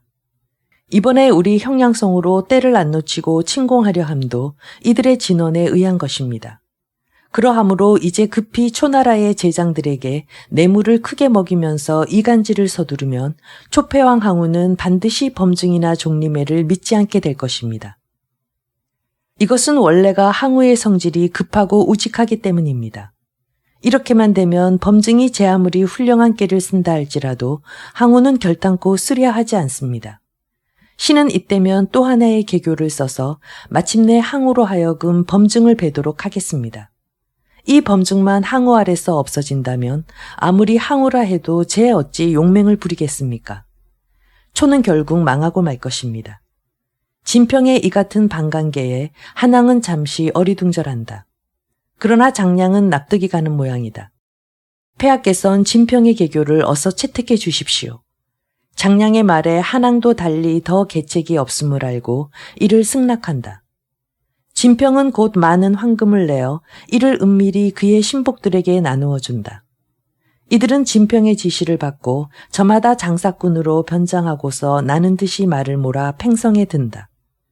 그 며칠이 안 돼 팽성에서는 일찍이 못 듣던 유언비어가 나돌기 시작한다. 여러 장수 사이에 슬금슬금 귓속말로 오가기 시작한 이 소문이 군사들 사이에서도 백성들 사이에서도 꼬리에 꼬리를 물고 나돈다. 참으로 어처구니 없는 소문이다. 마침내 이 유언비어는 소견 짧은 한 비장의 밀고에 의해 항우에게도 알려진다. 폐하, 큰일 났습니다. 범승상과 종림의 장군이 여러 번 전공이 컸음에도 폐하께서 왕작을 내리시지 않는다 해서 지금 한왕과 밀통하여 폐하를 모반하려 한다 합니다. 이 소문은 온통 퍼져 있습니다. 뭐라고? 아니 그들이 날 배반한다고? 참으로 짐은 인덕이 없구나. 믿었던 그들마저 짐을 멀리 맴돌아 딴 마음으로 등져가고 있다니. 항우는 비장의 말을 듣고 그것이 아무리 소문이라 한들 전혀 엉뚱한 소문으로만 여길 수 없었다. 원래 못 믿을 건 사람의 마음이요 헤아려 볼 길 없는 그 마음속인 듯 했다. 우선 좀 더 두고 보자. 항우는 더욱 마음이 쓸쓸해져서 견디지 못하겠고 우라가 치밀었어도 견디지 못할 지경이었으나 유방을 칠 일이 급한 나머지 이 일은 덮어두고서 군사를 진발하였다. 항우는 형량성에 이르자 이 우라통을 한시 앞이 풀려는 듯 성을 첩첩이 에워싸고 쉴 새도 없이 공성을 시작한다. 그는 높고 견고한 형량성 안에 불길이 가 닿지 않는 것을 알면서도 화공까지 퍼붓게 하고 있다. 항우는 끄떡도 않는 형량성에 대고 우라가 치솟은 목소리로 크게 외쳐댄다. 이놈의 성은 허수아비만 지키는 성이다. 어서 깨뜨려라. 그는 군사들을 독전하면서 철포와 화전을 빗발치듯 쏘게 한다. 그러면서 몇백 개의 길고 단단한 사다리도 짓게 한다. 어떤 일이 있어도 이번만은 싸움의 결판을 내고 말 모양이다. 항우의 이러한 공성이 하루도 쉼없이 계속되고 있는 동안 장량과 진평이 한왕 앞으로 나가 아랜다. 항왕의 공성이 심히 급합니다. 그는 더욱이 높은 사다리까지 수백 개를 짓고 있으니 이대로 나가다가는 성이 함락될까 두렵습니다. 이제 급히 한 사람의 사자를 초진으로 보내 거짓 항복을 청하면 그는 반드시 받아들일 것입니다. 한왕이 의아스러운지 묻는다. 그래서 어떡하겠다는 거요? 진평이 얼른 대답한다. 우선 항왕이 항복만 받아들인다면 일은 제대로 됩니다. 그의 곁에서 범증이 아무리 이것을 속임수라 한들 오히려 항우는 듣지 않을 것입니다. 범증이나 종림에는 이미 항왕의 의심을 사고 있는 터입니다. 때문에 항우는 우리의 개교대로 새롭게 걸려들게 됩니다. 신이 또 하나의 개교를 쓴다 함은 바로 이것이오니 폐하께서는 조금 더 심려치 마시고 시행해 주시기를 바라나이다. 만에 하나라도 실수가 없도록 하오. 한왕이 마침내 허락하자 이미 계획해둔 대로 수하가 백기를 흔들며 초진으로 간다. 그는 항우 앞으로 나가 크게 엎드려 절하고 나서 엉뚱한 소리를 꺼내놓는다. 폐하께서는 잠시 공성을 멈추소서. 이제 한왕은 폐하의 진노하심을 거두고자 신에게 급히 백기를 들고 나가서 폐하께 살해라 하였습니다. 곧 한왕은 폐하의 명을 따라 포중으로 든 뒤 잠시도 고향 땅을 잊지 못하와 동으로 향하여 군마를 거느리고 쳐나오긴 하였으나 그 뜻이 폐하를 배반하고서 천하를 도모하려는 짓은 전혀 아니옵니다. 한갓 향수에 못 이겨 나와보니 일이 커져버린 것이옵니다. 그래서 한왕은 지금이라도 폐하께서 군사를 거두어 주신다면 형량을 경계로 삼아 한 발짝도 폐하의 땅을 더 넘보지 않겠다는 맹약이십니다. 그러하오니 이곳을 경계로 하여 길이 양국 간에 화친을 빌고 있사옵니다. 이건 그야말로 항복도 아니고 사제도 아니다. 다만 형량성의 위기를 모면하기 위한 묘한 술수의 휴전제의에 불과하다. 이에 범증이 가만히 있을 리 없다. 그는 자리를 박차고 나와 항우에게 간한다. 이따위 한왕의 제의는 전무후무한 거짓 농간에 불과합니다. 어찌 그가 천하를 지금토록 찬탈해 놓고서도 뻔뻔스럽게 이에 더할 수 있겠습니까? 그가 애써 화친을 제의하는 것은 형량성의 위급을 벗어나기 위한 간계에 불과합니다. 폐하께서는 조금도 마음의 동요를 갖지 마시고 더욱 급히 형량성을 쳐 깊이 맺힌 한을 풀어주십시오. 한왕을 죽이고 보면 한신이 제 아무리 100만 대군을 거느리고 신출귀몰해도 이제 소용없는 일이 되고 맙니다. 그러니 폐하, 이 수아란 놈의 간사한 말을 믿지 마시고 이 좋은 기회를 놓치지 마옵소서. 범증에 애타는 듯한 진정어린 간청임에도 항우는 웬일인지 냉정하기만 하다. 일찍이 그로서는 사뭇 격정에 휘말렸음에도 천하운세가 그를 따돌렸음인가. 오히려 그는 범증의 간곡한 진원에 차갑기만 하다. 얼마 전에 유언비어에 문득 범증이나 종리매를 의심한 바 있었기에 그는 되려 범증의 독전사에도 역류해 가고 있다. 참으로 안타깝구나, 항우여. 항우는 잠시 차디차게 그 눈초리를 범증을 향해 쏘더니 의외로 수아에게는 고분한 말로 이른다. 그대는 잠시 물러가 있거라. 짐이 다시 한번 생각해보마. 항우의 이 말은 철두철미 그와 범증가의 의견이 상충된다는 암시이기도 하다. 간교한 수아가 이 틈을 놓칠 리 없다. 그는 물러서려 하지 않고 다시 부복하며 아뢰는 것이다. 폐하, 어서 폐하다우신 용단을 내려주십시오. 이 일은 절대로 타인에게 고혹되어서는 안 될 중대사입니다. 한씨는 이미 회군에 오면서 한항의 재가를 기다리고 있는 중이올시다. 곧바로 형량성에 들 것인가 아니면 이번에야말로 팽성을 치면서 폐하의 뒤를 급습할 것인가 하고 폐하, 그렇게 되면 한항의 마음도 화친할 생각이 멀어지게 됩니다. 신은 비록 몸은 한항 아래 있사옵지만 항상 마음만은 폐하 아래 있으면서 진신간력 충간하옵나니 폐하께서는 깊이 통찰하시와 후회 없으시기 바라옵니다. 수와의 능청은 지극히 자연스럽다. 아니, 명령기에 속한다. 이래서 거짓이 참보다도 더 수선스럽다 했던가. 항우는 수와의 농간에 말려들고 만다. 이럴 때는 또 급한 성격이다. 그대의 말이 이치에 합당하오. 짐이 이제 뜻을 정했은즉 그대는 안심하고 물러가라. 내 곧 사자를 뒤따라 보내어 화친을 도모하리라. 수아는 배사하고 나서 초진을 떠난다.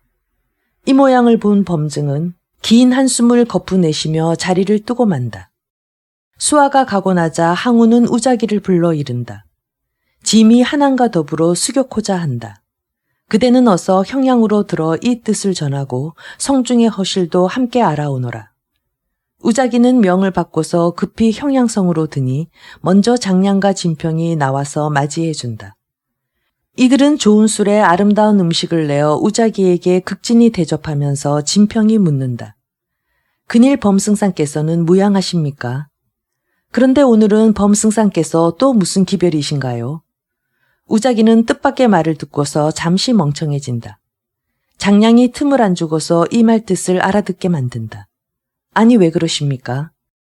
범승상께서 우장군을 이리로 보내신 게 아닌가요? 비로소 우자기는 자신이 범승상의 명을 받고 온 게 아니라 초패왕의 사신으로 왔음을 밝힌다. 나는 왕명으로 이곳에 왔습니다. 범승상의 기별이라니요. 우자기의 해명이 있자마자 순간 장량과 진평은 함께 얼굴빛을 싹 달리하면서 일어선다. 우자기는 갑작스런 이 행동에 깜짝 놀랄 수밖에 없다. 진평이 장량을 보면서 혼잣말처럼 짓거린다. 아니 이분이 범승상의 밀사인 줄 알았는데 그게 아니구려. 항왕의 사자인 줄 모르고 깜빡 속았소이다. 장량이 아무 말 없이 고개만 끄덕이고 나서 밖을 향해 소리 지른다. 이분을 객사로 모시고 나가서 정중히 대접하라. 우리 대왕께 오신 항왕의 사신이시다. 말을 마친 장량은 진평과 더불어 언제 봤냐는 듯이 밖으로 나가버린다. 우자기는 할 일 없이 새로운 시신을 따라 객사로 안내된다. 그는 이곳에서 멀거니 앉아 기다리면서 대작도 없는 큰 술상을 받고 더러욱 의심증이 더해가고 있다. 범승상은 무양하십니까? 그 기별을 갖고 오신 줄 알았더니 항우의 사자시군요. 깜빡 우리가 속았습니다. 우자기는 진평과 장량의 말을 거듭 씹으며 주한상의 마음이 없어 객사의 방안을 이리저리 살펴본다. 한쪽에 수백 권의 책이 놓여 있고 그 앞에 큰 문갑에는 많은 서류가 정돈되어 있다. 따로 한 통의 편지가 그 앞에 놓여 있다. 우자기는 얼핏 그 편지를 훑어본다. 겉봉에 한항폐하라고 쓴 정중하고 큼지막한 먹글씨가 그의 관심을 갑자기 자극시킨다. 그는 급히 내용을 읽어본다. 한항폐하, 노신 범증은 종리매와 합심하여 초진에서 상시 내응하고 있사옵니다. 폐하께선 속히 초를 쳐 멸하신 후 그 땅을 신등에게 나누어 주시와 황후의 자리에 앉혀주소서. 폐하에 용한 우러러 뱉기를 삼가 고대하고 있사옵니다. 후략. 우자기의 손이 여기까지 읽다 말고 부들부들 떨리기만 한다. 천하에 이럴 수도 있을까? 그 소문이 과연 맞았구나. 우자기는 급히 그 편지를 도로 제자리에 놓고 고동초오는 가슴의 맥박을 진정시키기에 안간입니다. 그의 얼굴이 가득히 상기되고 수족의 근육이 경련을 일으키기까지 한다. 모를 건 사람의 마음이다. 정말 이럴 수 있단 말인가? 그가 거듭 마음을 진정시키고 있을 때 수아가 천연덕스럽게 객사의 방문을 열고 들면서 알린다. 저희 폐하께서 자리에 나와 계십니다. 어서 뵙도록 합시다. 우자기는 시치미를 떼고서 아무 말 없이 수아를 따라 나선다. 이들이 나가자 장량과 진평은 옆방문을 밀고 나와 서로 마주 쳐다보면서 기뻐한다. 이들 두 사람은 옆방의 밀창을 통해 우자기의 일거일동을 모두 살핀 터였다. 진평이 장량에게 말한다. 이미 우리 개교가 성공했습니다. 장량이 답한다. 노부 범증이 안 됐소이다. 허나 싸움은 술수를 안 가려 이기고 볼 일입니다. 장량으로서는 그 이름, 그의 자답지 않은 호응이다. 한편 한왕 유방은 우자기를 보고 나서 능청스럽게 말한다. 내 항왕의 명을 받고서 부득이 촉중으로 들어가 있기는 했으나 주야로 고향이 그리워 참다 못해서 나왔소이다. 그래서 이미 관중 땅을 차지해 평생의 소망에 족하고 있소이다. 내 이제 이럼에도 초패왕과 더불어 오래 서로 싸워서 천하를 흉흉케 하고 인명을 살상시킴은 못내 마음 아픈 일이기로 초패왕에게 화친을 청하였소이다. 이제 다행히 조카를 보내 응해 주셨소이다 그려. 한왕은 잠시 말을 멈추었다가 그 유들유들한 얼굴을 다시 치켜 올리면서 말을 잇는다. 내 지금부터 이곳 형량을 경계로 해서 서쪽을 다스리면서 동쪽 땅은 아예 넘보지 않을 것이요. 그러니 서로가 군사를 거두어 길이 화목하게 지내었으면 하는 소망이니 조카는 이 뜻을 거듭 초패왕께 잘 전해주시오. 한왕이 말을 맺자 우자기가 조심스럽게 대답한다.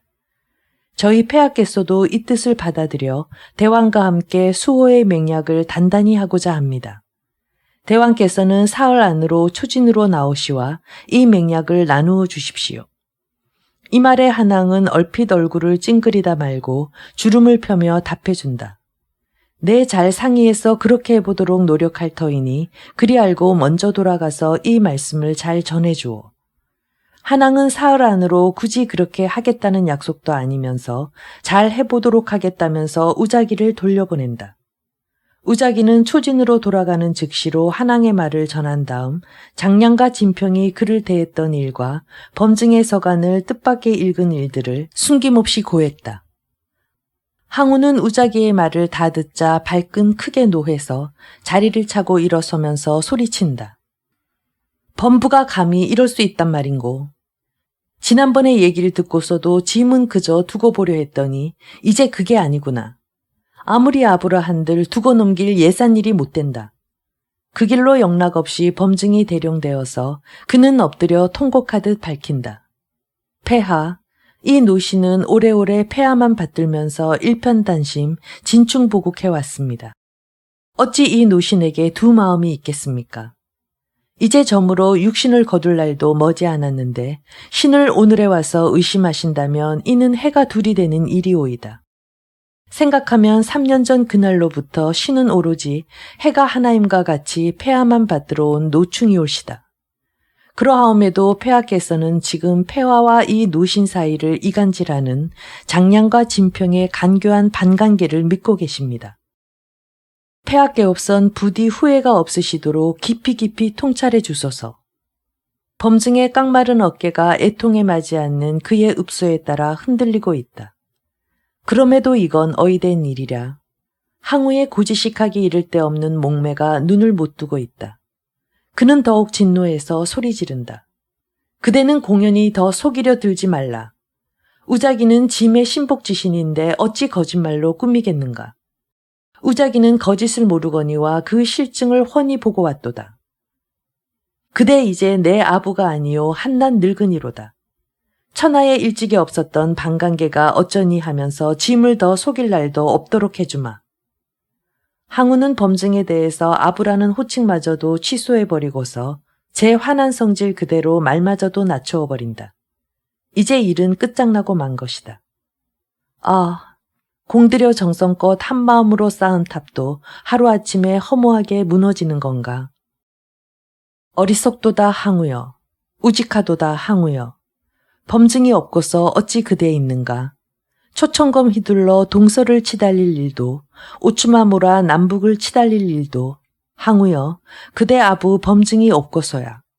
어리석도다 항우여. 눈물겹구나 항우여. 이 일을 어찌하려는가. 항우가 범증을 벌이는 일은 천하를 벌이는 일이나 매한가지다. 범증은 항우의 경로가 마침내 그 극에 왔음을 깨닫고 눈을 감아버린다. 이제 모든 일이 글렀구나. 천하사가 글렀구나. 나도 이제 가야 할 마지막 길에 닿았구나. 범증은 일체를 체념하고 나서 조용히 눈을 뜬다. 그리고 천천히 고개를 들면서 무거운 음성으로 그 마지막을 고한다. 폐하, 이제 폐하의 잘못을 거두시지 않으신다면 천하사는 이것으로 정해졌습니다. 신이 폐하를 받잡고 모셔오기 추나추동 두루돌아 3개 성상을 지냈으며 홍진만장의 전장 수백 곳도 더 넘고 있습니다. 이제 폐하께서는 뜻대로 하소서. 신을 베이시건 신을 버리시건 폐하에게 딸렸던 이 늙은 몸 그저 뜻대로 처분하소서. 범증의 눈에서는 하염없는 눈물이 그의 깡마른 얼굴을 타고 흐른다. 항우는 그러나 스스로 눈을 감으면서 소리치고 만다. 절대절명이다.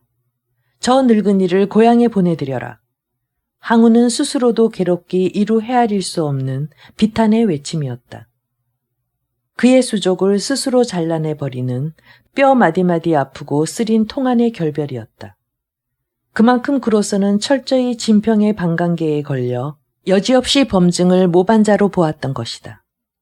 이제 범증은 한 사람의 평범한 늙은이가 되어 오래 떠나온 그의 고향길을 가고 있다. 그를 모시고 다만 2사람의 종자만 따르고 있을 뿐이다. 나는 이렇게 가고 있다마는 어찌할 것인가. 나의 초나라. 범증은 장탄식을 벗삼으면서 팽성에 들자 그날 밤으로 우라가 화병으로 도두어서 등골에 깊이 사무쳐버린다. 이것이 이내 큰 종기가 되어 등골 위로 벌겋게 치솟아 오른다. 그는 눕지도 앉지도 그렇다고 일어서지도 못하는 엉거주춤한 병태로 고통에 신음겨워한다. 시간이 갈수록 진통은 더욱 더하다. 그는 마침내 종자를 불러 당부한다. 잘 듣거라.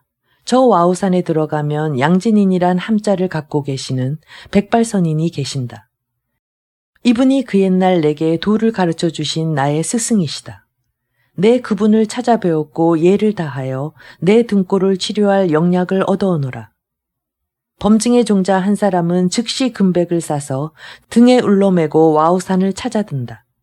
산중에 이곳저곳 능선을 헤매던 끝에 그는 사흘 만에 한 계곡에 이르러 양진인을 만났다. 예를 다하고 나서 찾아온 사유를 전하자 양진이는 혀를 끌끌 차면서 뜻밖에도 박정하게 꾸짖는다. 너의 주인 범증이 지난날 나를 따라 도를 익힐 적에 내 특히 경계하기를 천성을 보고 그 주인을 잘 택하라 일렀다. 그런데 이 일을 어쩌노? 내 주인 범증의 운이 다했구나. 나 또한 기지에 찬 제자 한 사람을 저 세상으로 보내는구나. 영약도 이제 소용없으니 어서 가서 내 주인의 시신이나 잘 거두어 주어라. 종자는 이 말에 놀라 양진인을 붙들며 거듭 애걸해 보았으나 이미 그 선인은 홀연 어디론가 가고 없다. 그는 정신없이 산을 내려와 팽성에 들면서 보니 그의 등엔 웬일인지 양진에게로 바쳤던 금백마저도 고스란히 지워진 채 그대로 있다. 정말 신묘한 일도 다 있네. 이 종자가 범증에게 와서 자초지종을 다 알리니 범증은 그만 외마디 소리를 토하며 운명하고 만다. 이때가 대한 4년 무술 4월의 일로서 범증의 나이 향년 71세였다. 중국 달수로 세상은 한창으로 녹음방초가 지푸르게 어울리고 꽃 피우면서 초여름을 바라고 치달릴 때였다. 사한계. 후회해 본들 이미 때는 늦었다. 항우는 범증이 운명했다는 소식을 듣고선 그의 숙부 항량이 죽었을 때보다 거듭 애통복통해하며 미친 듯 연 사흘 동안을 방송통곡으로 지새운다.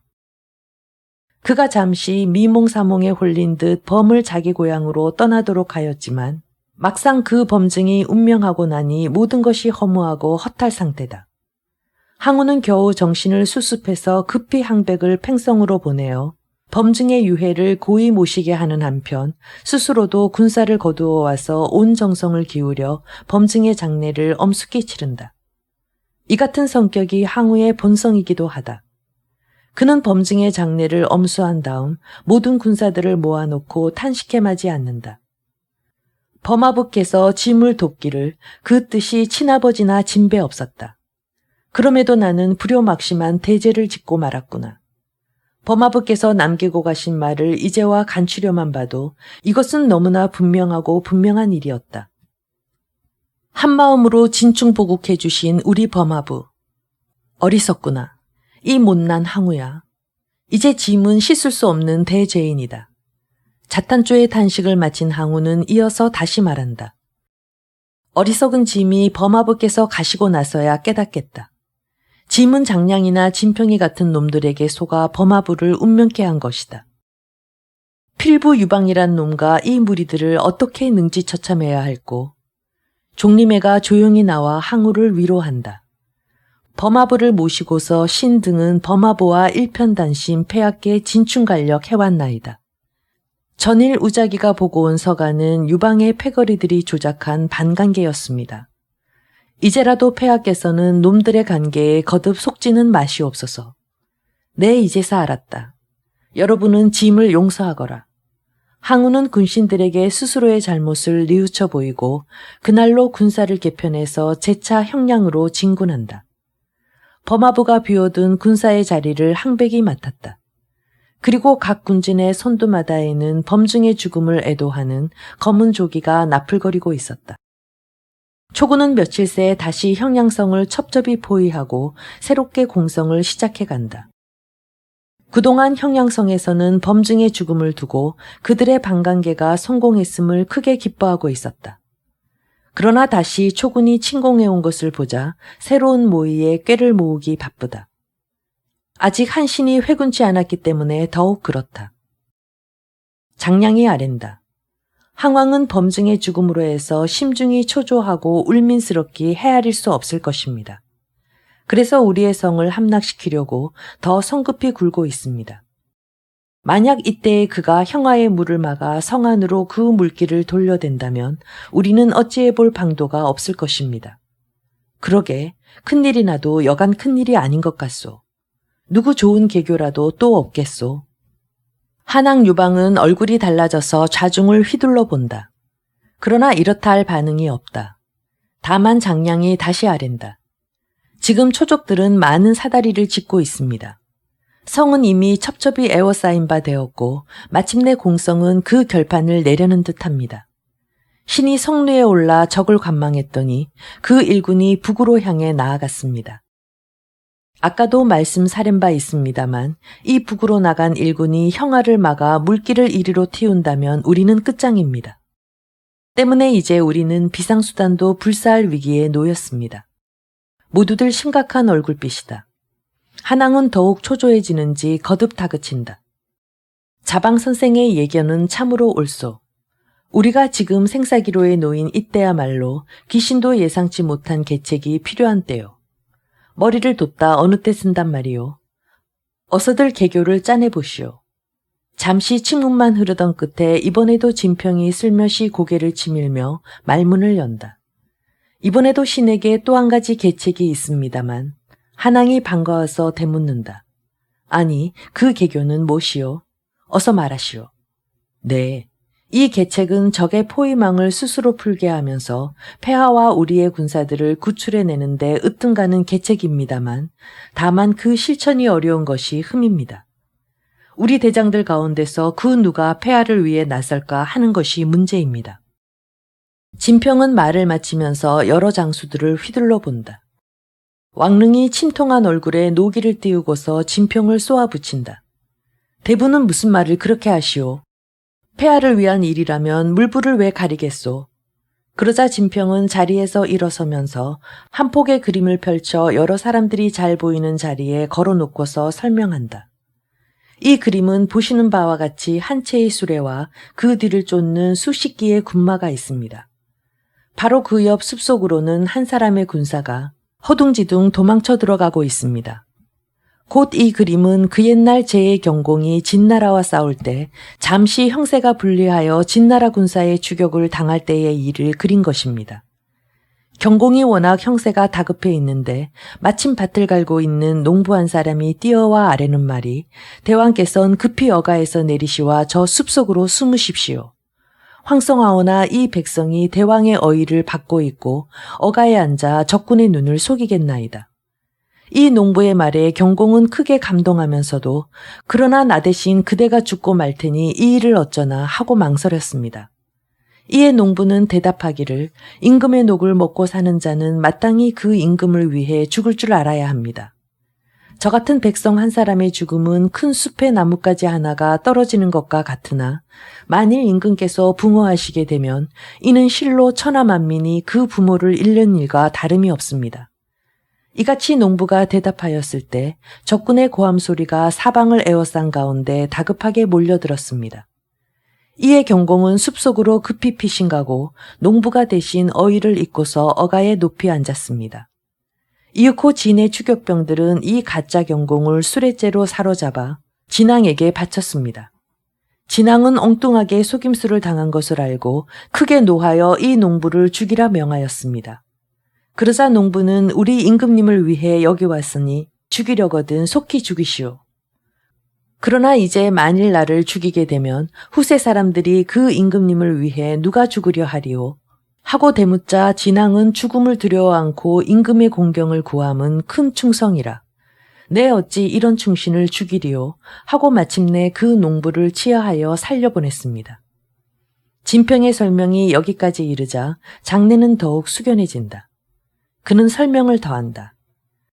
그 후 생명을 건진 경공은 군사의 힘을 길러 마침내 진을 멸하고서 폐업을 성취시켰습니다. 이는 오로지 한 농부의 덕이라 하겠거니와 이 농부의 충성심 역시 청사에 빛나는 바 되었습니다. 이제 우리 폐하께서도 초의 대군에 포위되어 그 위태로움이 바람 앞에 등불 같습니다. 이럴 때 경공을 구한 농부같이 목숨을 내놓고 나서줄 우리 대장 한 사람이 필요한 것입니다. 진평의 설명을 다 듣고 난 장수 가운데서 다시 왕릉이 일어서며 말한다. 밭을 갈던 농부로서도 임금을 위해 목숨을 내놓았거늘 하물며 오래 폐하를 섬겨온 우리들이 어찌 그 농부에게 뒤지겠습니까? 원컨대 폐하를 위해 목숨을 바치겠으니 진대부는 서슴지 말고 개교를 일러주시오. 진평은 신바람이 나서 대답한다. 장군의 충성심이 금석 같은데 이제 뭘 또 걱정하겠습니까? 그러나 이 일은 폐하의 모습과 거의 닮은 장수가 아니면 결코 초적을 속여낼 수 없습니다. 그래서 왕장군보다는 기장군이 훨씬 폐하의 모습과 흡사해서 이 계책에 알맞을 것으로 생각합니다. 진평의 이 말에 한왕 유방은 물론 여러 장수들의 눈길이 일제히 기신에게로 쏠린다. 그는 머뭇거림 없이 곧장 일어서며 아랜다. 폐하, 이 일은 신이 오래 바라던 일이었습니다. 폐하를 위한 계책이라면 끓는 기름가마속이라도 뛰어들겠나이다. 한왕은 기신의 아램에 짐진 내심으로 기뻐하면서도 슬그머니 겸양해본다. 짐이 아직도 폐업을 완성치 못해 여러 장수들에게 털끝만한 은혜도 베풀지 못했는데 어찌 기장군으로 하여금 짐을 대신해 죽게 할 수가 있겠소. 한왕은 말을 마치면서 넌지시 기신을 바라본다. 이에 진평이 나서면서 거듭 알린다. 일이 심히 다급해 있습니다. 이때에 만일 사한계를 쓰지 않는다면 이 형량성은 여지없이 격파당하고 말 것입니다.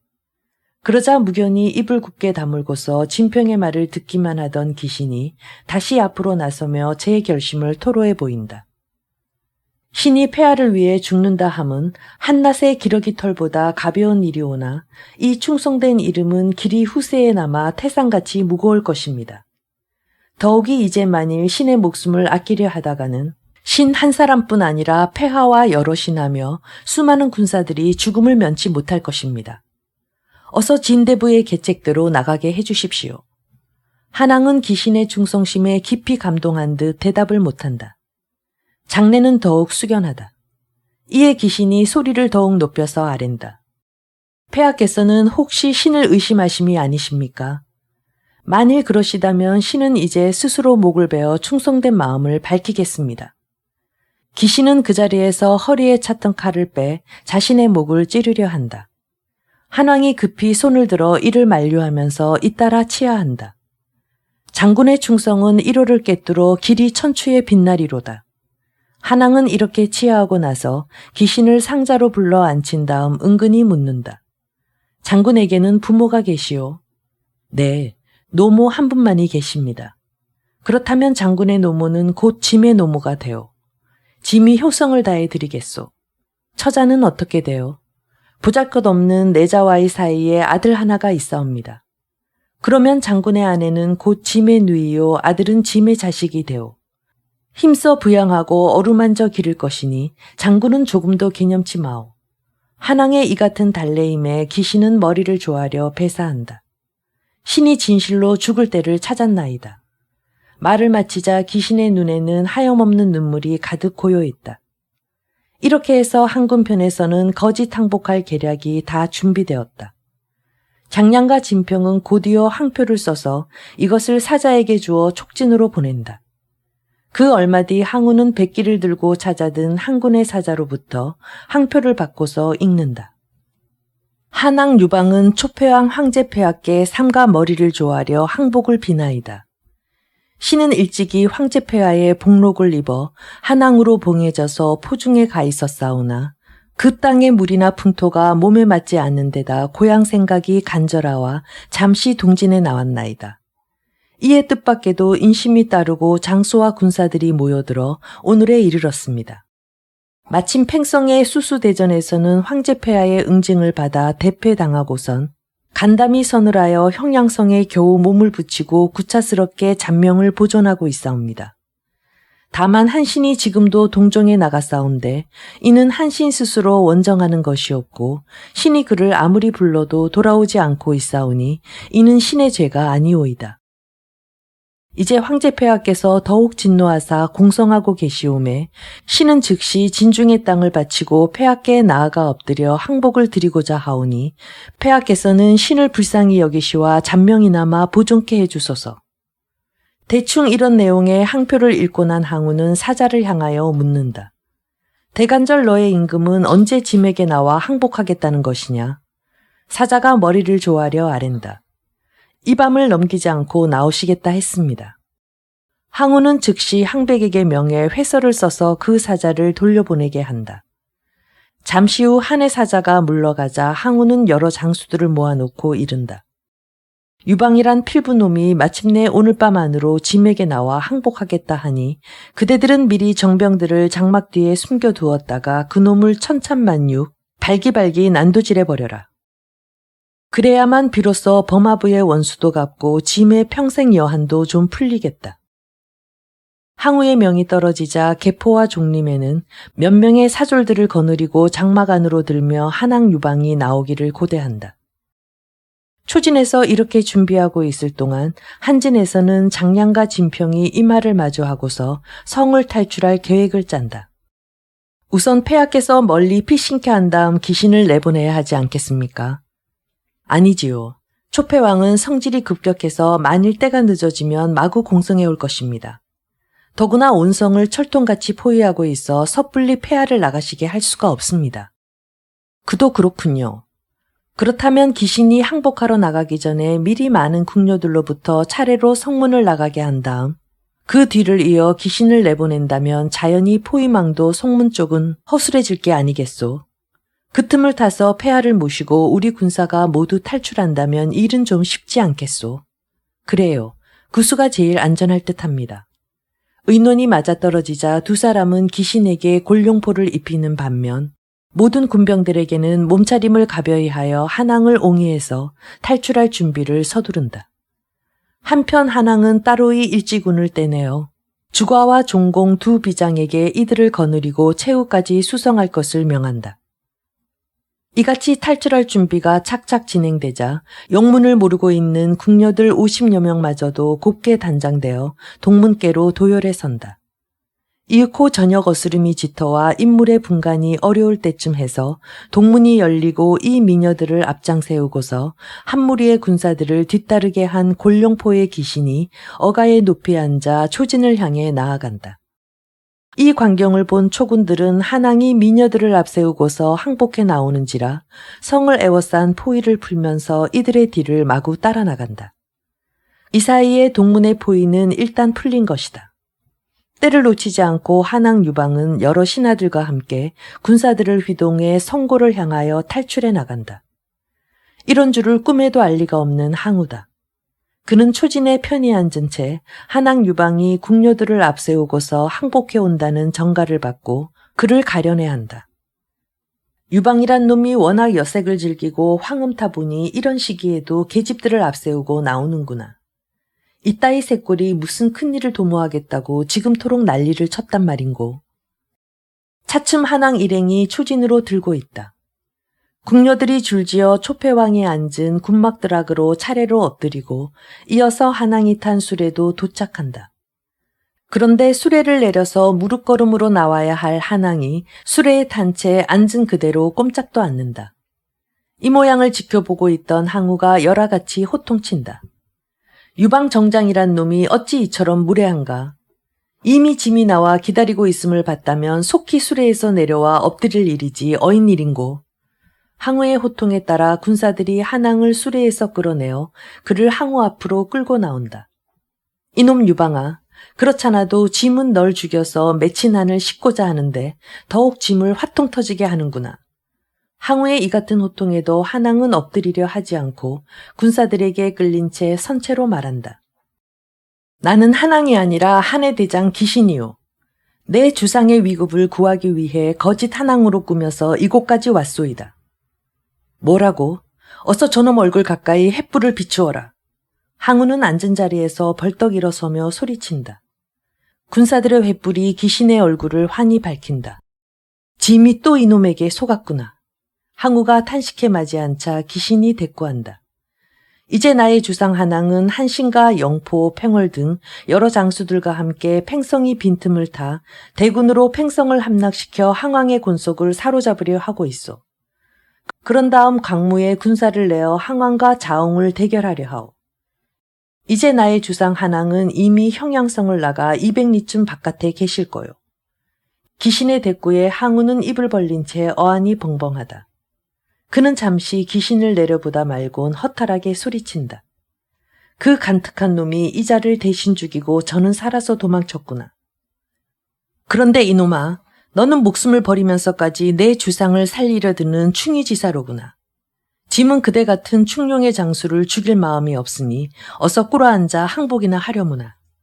항우의 불같은 마음도 귀신 앞에서는 한껏 너그러워진다. 그럼에도 귀신은 항우의 마음을 받아들이지 않는다. 대장부 인군을 섬김은 오직 일편단심뿐 두 마음이 아닙니다. 나는 살아서는 한의 신하요 죽어서는 한의 귀신입니다. 어서 죽이기나 하시오. 귀신의 대답에 항우는 크게 모욕을 느낀 듯 마침내 크게 노해서 그를 불태워 죽이도록 명한다. 잠시 후 맹렬하게 타오르는 불더미 가운데서 귀신은 한 줌의 재로 변해버린다. 한왕을 위해 한 충성된 신하가 이렇게 죽어가거늘 한왕이여, 그대는 지금쯤 어디만큼 달아나고 있는가? 그 진편과 더불어 어디만큼 달아나고 있는가? 참으로 어처구니 없는 전무후무라할 사한계의 속임을 당한 항우는 귀신을 화형시킨 뒤 개포와 용저 두 장수에게 정병 1만여 기를 주어 급히 한왕을 추격시킨다. 이들은 꼬박 이틀낮 이틀밤을 쉬지 않고 급히 추격하였으나 허사였다. 탐마가 돌아와 추격해도 소용없음을 알리는 것이었다. 한왕은 이미 성고로 들어갔습니다. 성고에는 영포와 팽월의 구원병이 잔뜩 와 있어 군사들의 사기가 넘쳐 있습니다. 개포와 용전은 탐마들의 보고에 따라 군사를 되돌려 이 사실을 항우에게 그대로 알렸다. 항우는 이를 갈면서 분함을 못 참는다. 짐은 왜 이다지도 술수에 잘 속는고. 마침내 잡아서 능지처참시킬 유방이란 필부놈을 또 놓쳤구나. 잠시 탄식을 마치고 나서 항우는 두 장수에게 말을 잇는다. 침성이 공허하여 지킴이 실하지 못한 이때 계속해서 성고를 쳐나가기는 어렵겠구나. 얼른 형량성이나 뺏고 나서 일단 돌아가자. 항우는 이같이 결정하고 나서 형량성을 공성한다. 수많은 사다리가 비로소 쓰인다. 개포는 남문을 치고 용전은 서문을 친다. 종림에는 북문을 치고 항우 스스로는 동문을 친다. 이렇게 사방의 성문에서 철포와 국로가 빗발치듯 날아들면서 초군들의 사다리마다 매달려 엉켜들어도 한해 비장 주과와 종공은 더욱 군사들을 동독하여 바윗불과 불붙는 나무단으로 이들을 막아나간다. 이럴 즈음 성 안에서 서인으로 폐해져 남아있던 위표가 한창 수성하고 있는 주과와 종공을 찾아와 넌지시 말한다. 한왕이 이미 성을 버리고 달아났는데 두 장군은 부질없이 왜 싸우는 거요? 고립무원의 성 지켜봤댔자 며칠이나 갈 것 같소. 일찌감치 항복해서 두 장군과 성중 백성들의 생명이나 지키시오. 그게 나을 겁니다. 위표의 말에 두 장수는 똑같이 크게 노한다. 주가가 급히 위표의 머리채를 휘어잡으면서 소리 지른다. 너야말로 반복무쌍한 소인배에 틀림이 없다. 폐인이 다 된 꼴에 내가 뭐라고 얘까지 나와 주둥아리를 놀리느냐. 너 따위 놈을 그냥 살려두었다가 무슨 일을 또 저지를지 모르겠다. 주가가 말을 마치면서 머리채를 낚고채 위표를 넘어뜨리자 종공은 한 칼에 위표의 목을 베고 만다. 이들은 위표의 목을 성내에 내다 걸고서 군사들에게 알린다. 위표가 적에게 항복하라 해서 목을 베었다. 이 위표처럼 항복하려는 군사가 있으면 당장 목을 치리라. 때문에 형량성의 항군들은 항복하려는 마음을 아예 갖지 않고서 거듭 수성해 나간다. 초에 대군이 공성한 지 며칠이 지나도 이들의 수성은 엄청나도록 완고하다. 이에 항우는 화가 머리끝까지 치밀어서 군사 항백에게 묻는다. 아직도 우리 대군이 이 성 하나를 깨치지 못한다니 말이나 되오. 군사께선 어디 좋은 방책이 없겠소. 항백이 입맛을 다시며 방책을 내놓는다. 성을 공성함에 있어 목숨을 아끼지 않는다면 못 깨뜨릴 리 없습니다. 우리 군사 가운데서 한 100명쯤만 결사대가 되어 성루로 쳐올라가서 몇 군데 불을 지른다면 성은 금성철벽이라 할지라도 함락될 것입니다. 성루에 불길이 타오를 때 대군으로 휘몰아들면 적은 정신을 잃고서 갈팡질팡할 것입니다.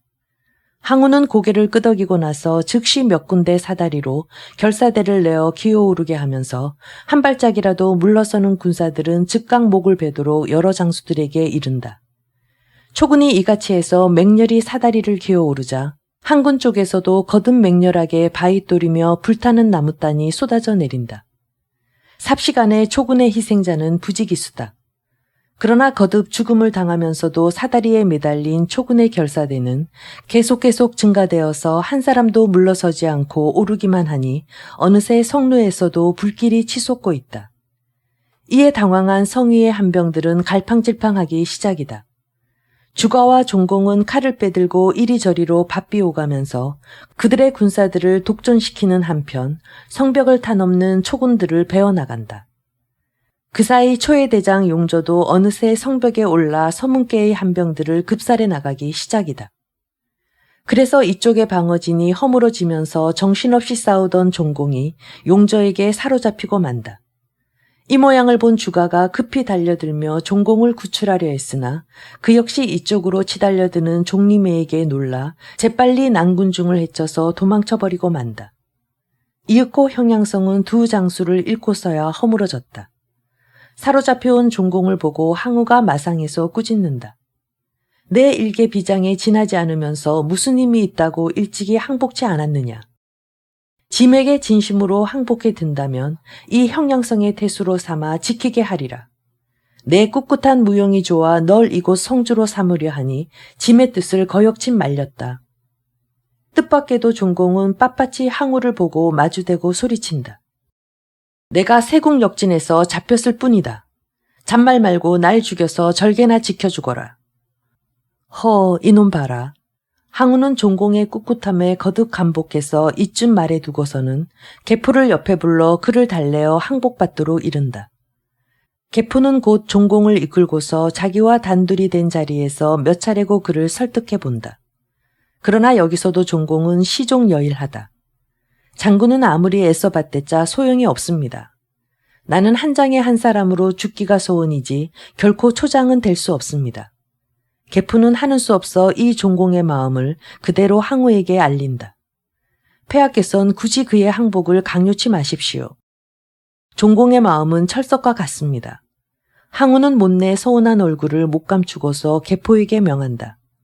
끝내 항복을 거역한다면 그 죄는 참수로 대할 수밖에 없다. 깨끗이 목을 베주어라. 개포는 명을 받고 나서 종공의 목을 베기 위해 집문 밖으로 나갔다. 하지만 목을 베기 위해 꿇어앉힌 자리에서도 종공은 눈을 감은 채 조금의 동요도 없다. 너의 목을 부득이 벤다마는 그대는 훌륭한 장수다. 개포는 말을 마치자마자 한 칼에 종공의 목을 베고 나서 그 자리에서 한동안 눈을 지그시 감고 서 있다. 한편 종림회에게 놀라 도망쳐버리는 주가를 본 용전은 급히 사로잡은 종공을 종림회에게 떠맡기곤 그 역시 난군중을 헤쳐 말을 타고서 끝끝내 그를 추격해 나간다. 용저의 추격이 계속해옴을 본 주가는 큰 나무 밑에 이르러 말을 세우곤 떳떳이 그를 기다린다. 그러자 용저가 다가들며 한마디 소리친다. 넌 주가라는 놈이지. 속히 항복한다면 살려줄 테다. 주가가 넌지시 웃으며 대받는다. 남의 신하된 자 그 임금을 위해 충성해 죽고 자식된 자 그 어버이를 위해 효도해 죽을 줄 알아야 한다. 내 형량성을 더 지탱치 못하고서 비록 탈출한다마는 어찌 내 따위에게 항복할까 보냐. 말을 마치기 무섭게 주가는 말등을 차면서 칼을 휘둘러 덤벼든다. 용전은 이를 창으로 맞받아 싸우기 20여합. 마침내 주가를 말 아래 거꾸로 뜨려서 사로잡는다. 이 주가도 얼마 안 되어 항우 앞에 엎드려져서 좋은 말로 항복을 권유받는다. 너도 꽤 충용한 장수의 하나로다. 짐은 충용을 기려서 그대를 살려 만호 후에 봉해줄까 하는데 어떤고? 주가는 의외였던 모양이다. 항시 횡포하다고만 듣고 있던 항우가 이처럼 좋은 말로 이르니 잠시 말문을 못 열고 있다. 항우의 곁에 있던 종림회가 다시 항복을 권한다. 그대와 함께 싸우던 종공도 이미 항복하였소이다. 어서 폐하께 항복하여 초의 장수로 싸워주시오. 종림회의 이 말은 약간의 거짓이 섞인 말이었다.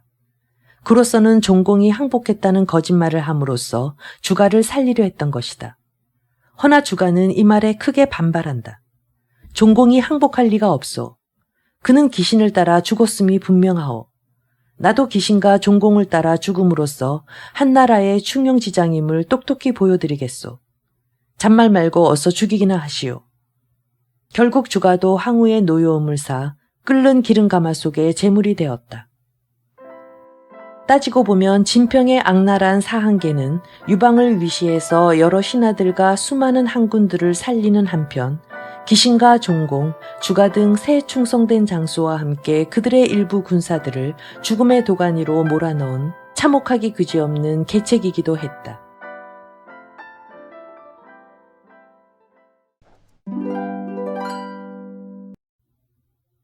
항우와 유방. 사람들은 왜 승자 유방보다 패자 항우를 더 좋아할까? 만화 초안지 식권을 완간한 만화가 형민우의 인터뷰가 흥미롭습니다. 성인을 대상으로 초안지를 그렸다면 굉장히 극단적인 작품이 됐을 거란 겁니다. 유방에 대한 그의 생각은 이렇습니다. 1. 처세술의 화신. 저는 유방보다 항우에 더 매력을 느껴요. 항우는 간결한 사람이고 자신의 실력으로 올라간 인물이라면 유방은 운이 많이 따랐고 구차한 처세술로 밑바닥에서 기어서 올라간 사람이잖아요. 만약 성인대상 초안지를 그렸으면 유방을 극단적으로 잔인한 인물로 그렸을 거예요. 강자에게 약하고 약자에게 강한 처세술의 화신이자 소시오패스로 말이죠. 2. 패거리 문화의 화신. 제가 패거리를 만드는 것을 아주 싫어해요. 유방은 패거리 문화의 화신이잖아요. 좋게 말하면 큰 그릇이지만 반대로 말하면 다른 사람을 이용해야만 하고 혼자서는 아무것도 못하는 사람인 거죠. 항우와 유방의 대립만이 아니라 한신이라는 지략가가 성장하면서 유방과 대립하는 구도도 초안지의 핵심적인 갈등인데요. 항우와 유방에 대한 선호의 차이는 형민우 만화가의 작품 세계를 이해할 수 있는 하나의 실마리이기도 합니다. 항우에 대한 몇 가지 점도 생각해 볼 만합니다. 1. 유일무이한 사람. 거의 모든 나라 역사에서 권력 다툼에 패한 사람은 잊혀지지만 이름을 남겨 후세 사람에게 존경받는 인물이 있습니다. 우리나라 고려시대의 정몽주나 중국 삼국시대 제갈공명이나 관우가 그런 경우죠. 사마천은 사기 항우 분기에서 항우는 당당히 내세울 권위가 아무것도 없었으면서도 3년 만에 진나라를 멸망시키고 자신을 서초패왕이라고 했다. 항우는 비록 끝이 좋지 않았으나 옛날부터 지금까지 그 외에는 그런 사람이 없었다 라고 기록했습니다. 그러니까 사마천 시대까지 중국에서 항우 같은 사람은 유일무이했다는 이야기입니다. 2. 인간적인, 지극히 인간적인. 항우는 화를 잘 냅니다. 사람이 참지 못하고 화를 잘 내면 주변 사람이 피곤하지만 사람이 화를 낸다는 것은 자기 생각을 솔직하게 표현하는 것이기 때문에 주변 사람이 그 사람의 생각을 알 수 있죠. 그러니까 화를 잘 내는 사람은 표리부동하지 않고 자신과 주변 사람에게 솔직하다는 의미도 됩니다. 항우는 죽는 순간까지도 자신의 자존심을 지켰습니다. 항우는 전쟁에서 패배를 앞두고 많은 사람들이 잘 알고 있는 유명한 시를 남겼습니다. 힘은 산을 뽑고 기계는 세상을 뒤덮건만 시운이 불리하니 말이 앞으로 나아가지 않는구나. 또 항우는 전투에서 자신이 죽을 수밖에 없는 상황에 직면하여 과거 자신의 부하 장군이었으나 배신하고 한나라 유방에게로 도망친 장수를 만나자 그에게 이렇게 말합니다. 이게 누군가? 오랜만에 만났네. 듣자 하니 한나라에서 내 머리를 가져오는 자에게 상금 1000냥을 준다고 하던데 자네에게 내 머리를 주겠네. 항우는 죽기 바로 직전까지도 의연함을 잃지 않았습니다. 3. 처음이자 마지막이었던 패배. 항우는 마지막 전투에서 패배가 분명해지자 내가 전쟁터에 나선 지 8년 동안 70여 차례의 전투를 치르며 한 번도 패한 적이 없었는데 오늘 처음 패배하는구나 라고 말합니다. 항우는 개별 전투 전술에는 뛰어났지만 전쟁 전략에 앞선 유방에게 패할 수밖에 없었던 것입니다.